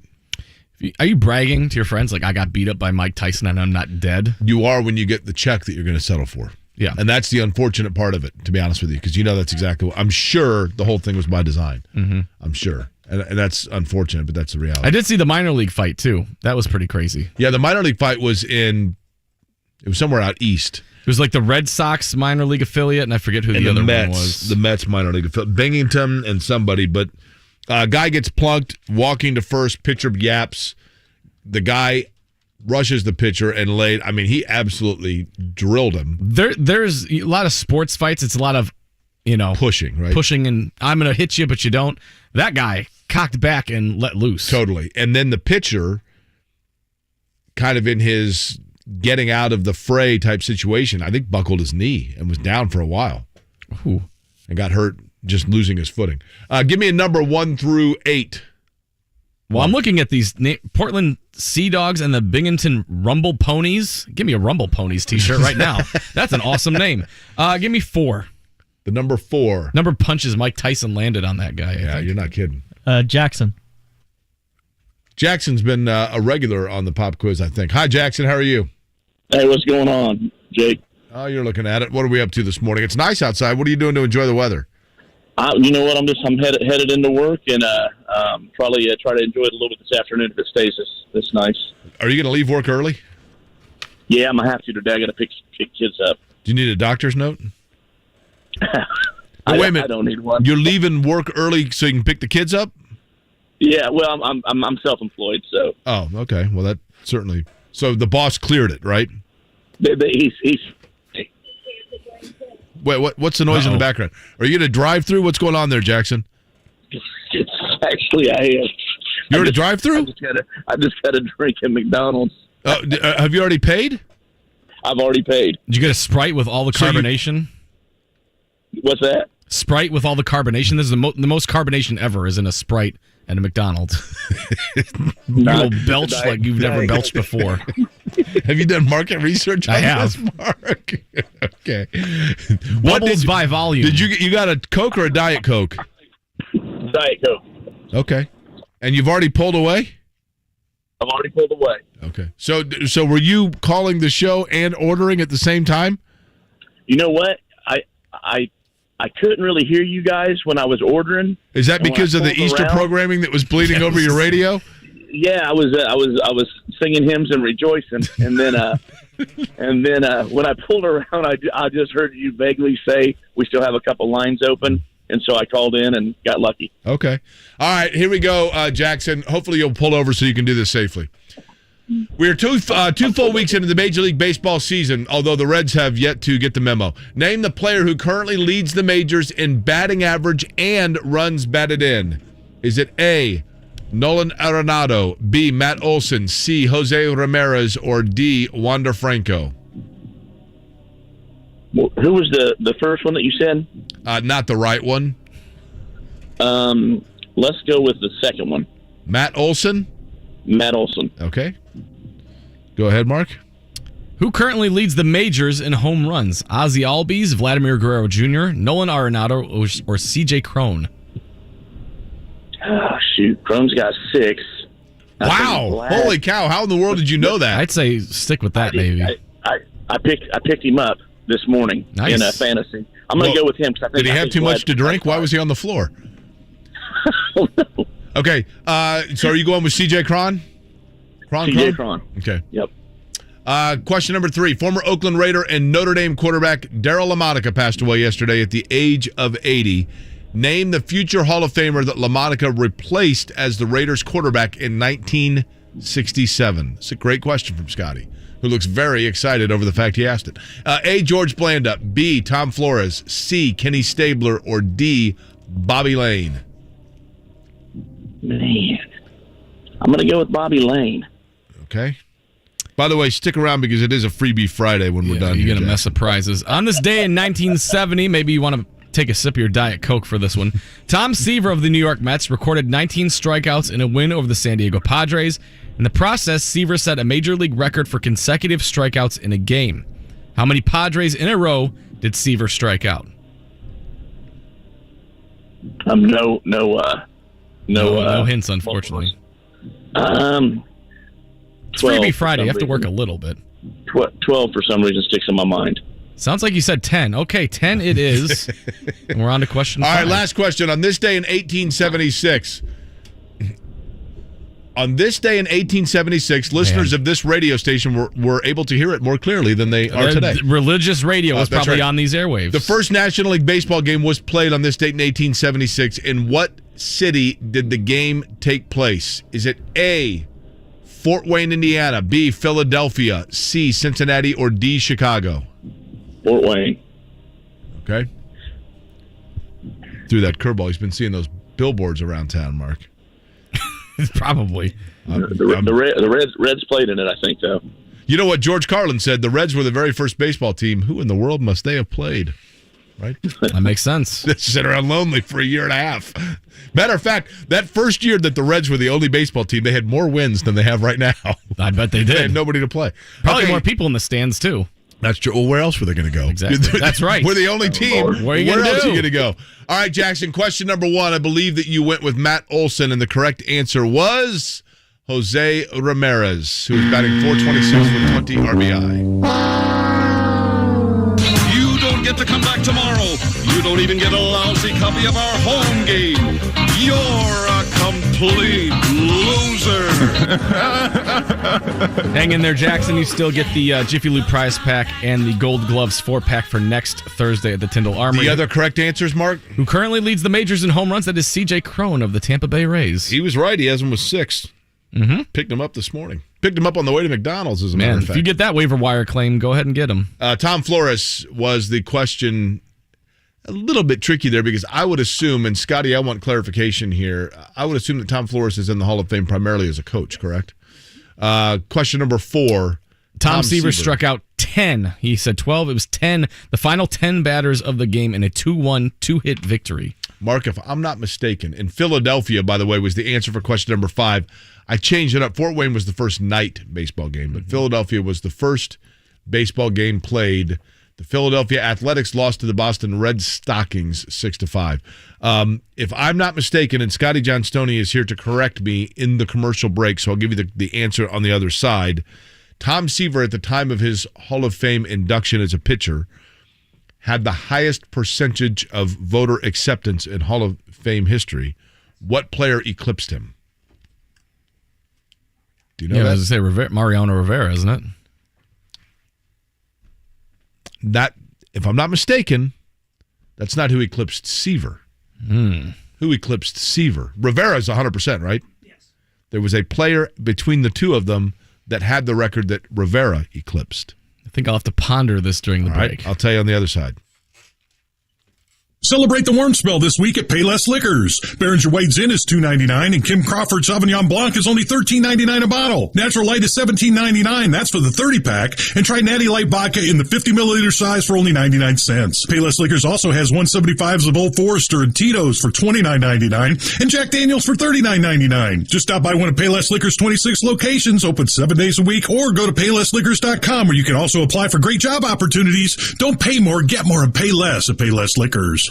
My mom's the bomb. Her hugs are so good, there's a wait list. Her laughter is the life of the party. Her smile makes everyone smile. Everything worth knowing, I learned from her. That's why this Mother's Day, I'm heading to Hellsberg Diamonds. They have beautiful diamond pendants, gemstone rings, and more. Hellsberg makes it easy to find a gift she'll love. One that hopefully she'll pass down to me one day, along with her secret to perfect hugs. Save big on mom-worthy gifts at a Hellsberg store near you or at hellsberg.com. Hurry, Mother's Day is Sunday, May 8th.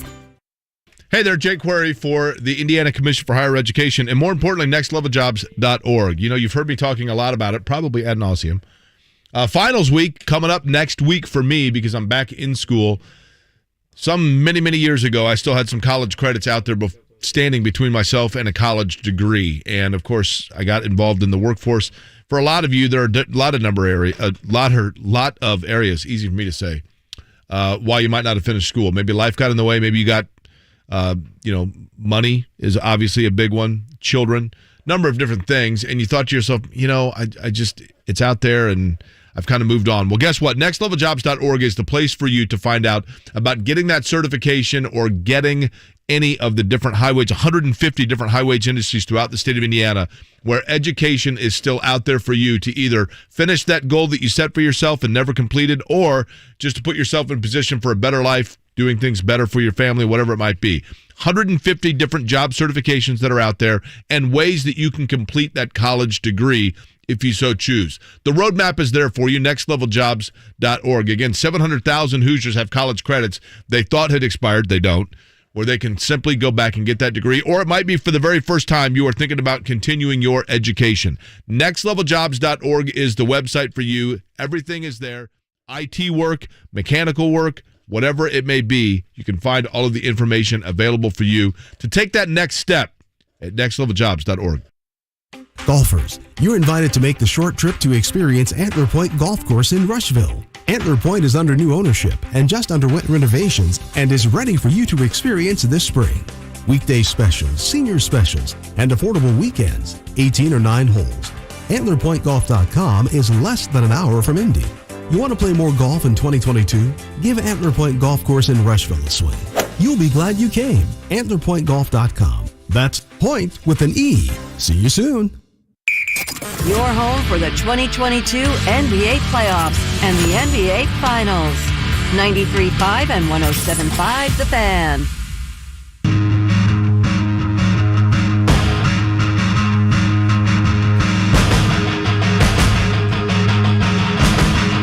It's Kevin and Query. Marc Dykton in for Kevin Bowen, who's sipping Mai Tais in Scottsdale right now.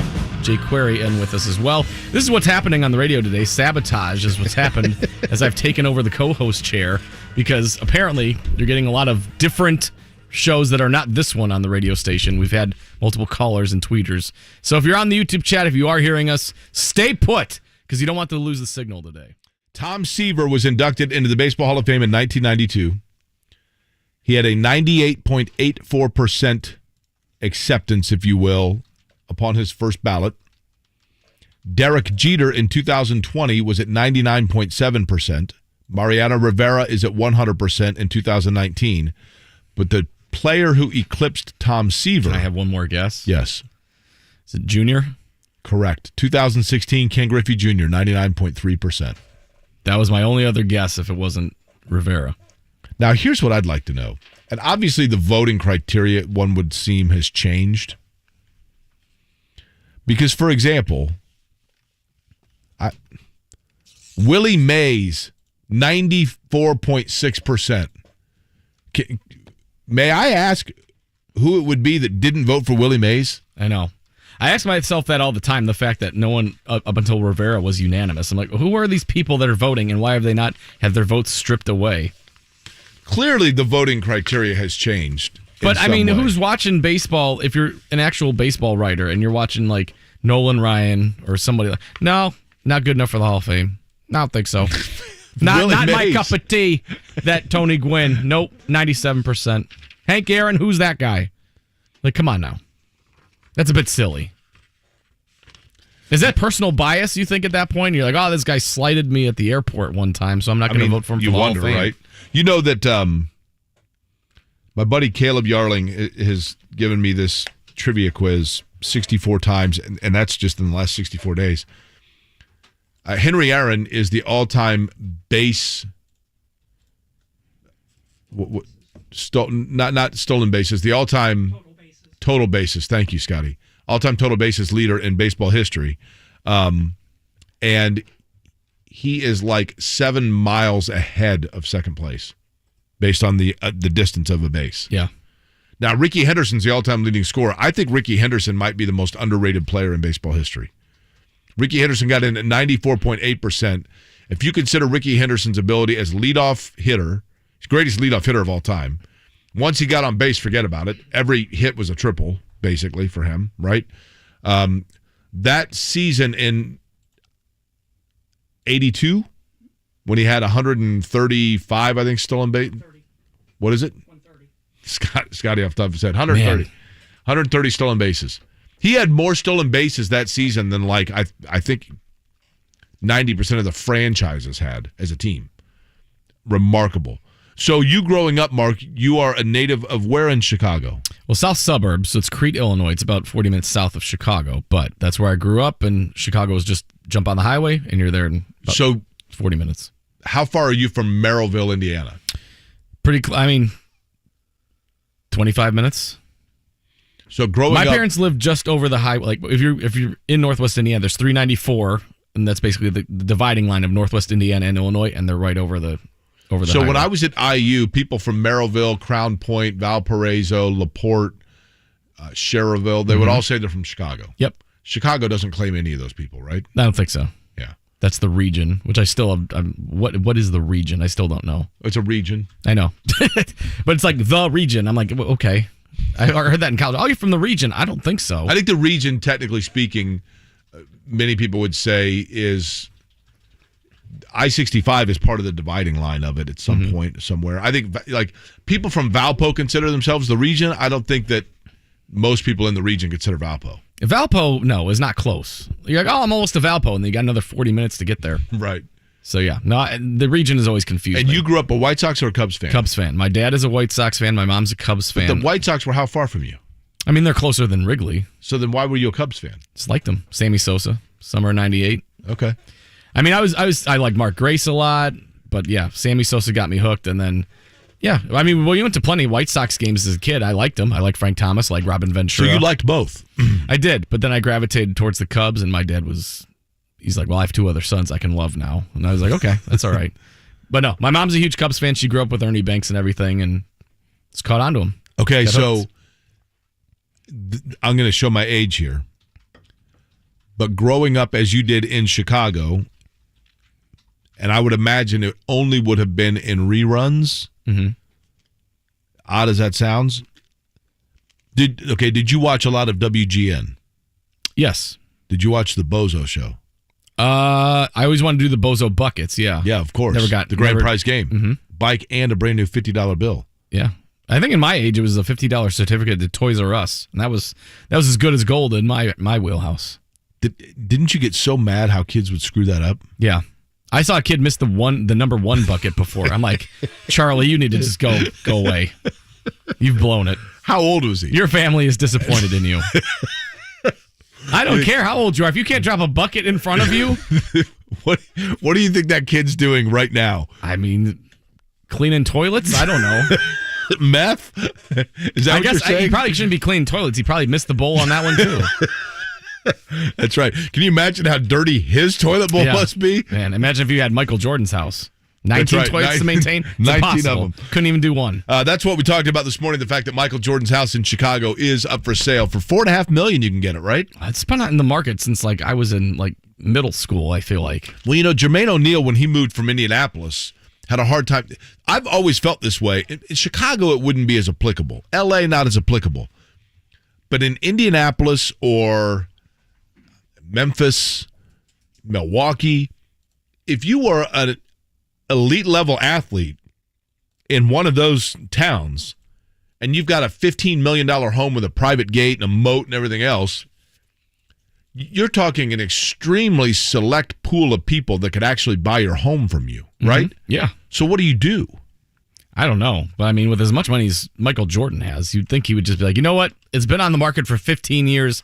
It's not moving. Just sell it for $300,000 or something. I mean, his house is, so you said what's wrong with the area that it's in?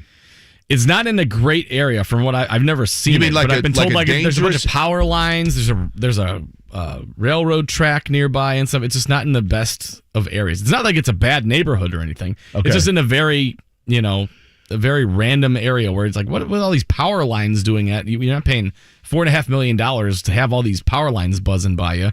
I can't tell. Does it have a gymnasium with his signature on the outside of it? I believe that's correct. 56,000 square feet. Yeah. 7 acres. It looks nice from the outside. I've just heard the inside is just kind of very 90s and You got like I mean, what is 90s? I don't know. Like, what is the 90s look? I mean, do you remember Jordan with like the crazy like sweaters, the Cosby sweaters? Yeah, like, kind of velour. Like, yeah, there's like that going on the walls, I guess, and everything. Like I don't really want to wear this. I definitely don't want to see it in my house. So I've just been told that it's very 90s, and it's also way, it's not selling. So there's something wrong with it. Now, have you been to Graceland? No. A lot of shag carpeting. Pretty opulent. I'm not a huge Elvis guy, to be quite honest. Really? Yeah. Now, I'm going to put you on the spot here. Scotty's here to bail you out. Can you tell me you did not grow up here, so you get a pass, right? Okay. If you were in Indianapolis, if I met somebody, if I was on the top of Mount Kilimanjaro, and some guy said to me, like, where are you from? And I said, Indianapolis. He said, I'm from Indianapolis. And they said, Jake, you got to ask one trivia question to this guy to prove he's from Indianapolis. And he was my age. I would ask this trivia question. What is the significant connection between Elvis Presley and Indianapolis? Was it his last performance? Correct. Nicely done. Yeah. Yeah. And then the ham sandwich got him or something? Isn't that how he died? No, that's Mama Cass. Oh. He was on the toilet, though, wasn't he? We have a lot of toilet talk today, I've just noticed. We've gotten a lot of toilet talk. Mama Cass. That's right. It's the in Mamas Austin and the Powers. Papas allegedly passed away from choking on a ham sandwich. Yeah, so I don't believe that's correct. When Austin Powers is in the 90s, he writes Mama Cass ham sandwich. I never was a fan of Austin Powers, believe it or not. Come on now. Now, I will say when I went to the Forever Hollywood Cemetery, I did get to see I hate to say this, the machine where Mama Cass was cremated. Mm-hmm. She was the I don't want to use the terminology, but whatever that machine is called, she was the last one in that particular machine to be used. And then the Forever Hollywood Cemetery owner had such a reverence for her that he retired it, and it's still sitting there. And when I took a tour of the cemetery, they're like, oh, here, we'll show you this. They like lifted the thing up. I'm like, okay. But Elvis, when they imploded Market Square Arena, myself, Will Higgins, Mike Byron, we all went down to watch the implosion at 7 o'clock on a Saturday morning because, like Scott Johnson, I graduated from high school. Scott might not have. He might have been at the Coliseum. But I graduated from high school at Market Square Arena. I went to a gabillion concerts at Market Square Arena. I went to the Ice Capades when I was a kid. I went to the circus there. I mean, my life and my childhood, like so many in Indianapolis, was spent seeing the Brown Curtain days, pretending there were not just 4,000 people there to watch Wayman Tisdale and Jose Slaughter and Clark Kellogg and the boys. Loved it. So we went down to watch the implosion of Market Square Arena, and there was a group of protesters dressed in Elvis jumpsuits. Like with signs. You can't take this down. Never. That's what it was like. Oh, boy. Yeah. Now, Josh, you've probably been to Graceland 2,000 times, right? You're a native of Memphis. Not as many times as you'd think, but I've been a couple times. Did you see the infamous commode? They don't show that to you, right? I don't think so, but I am familiar. With the commode itself?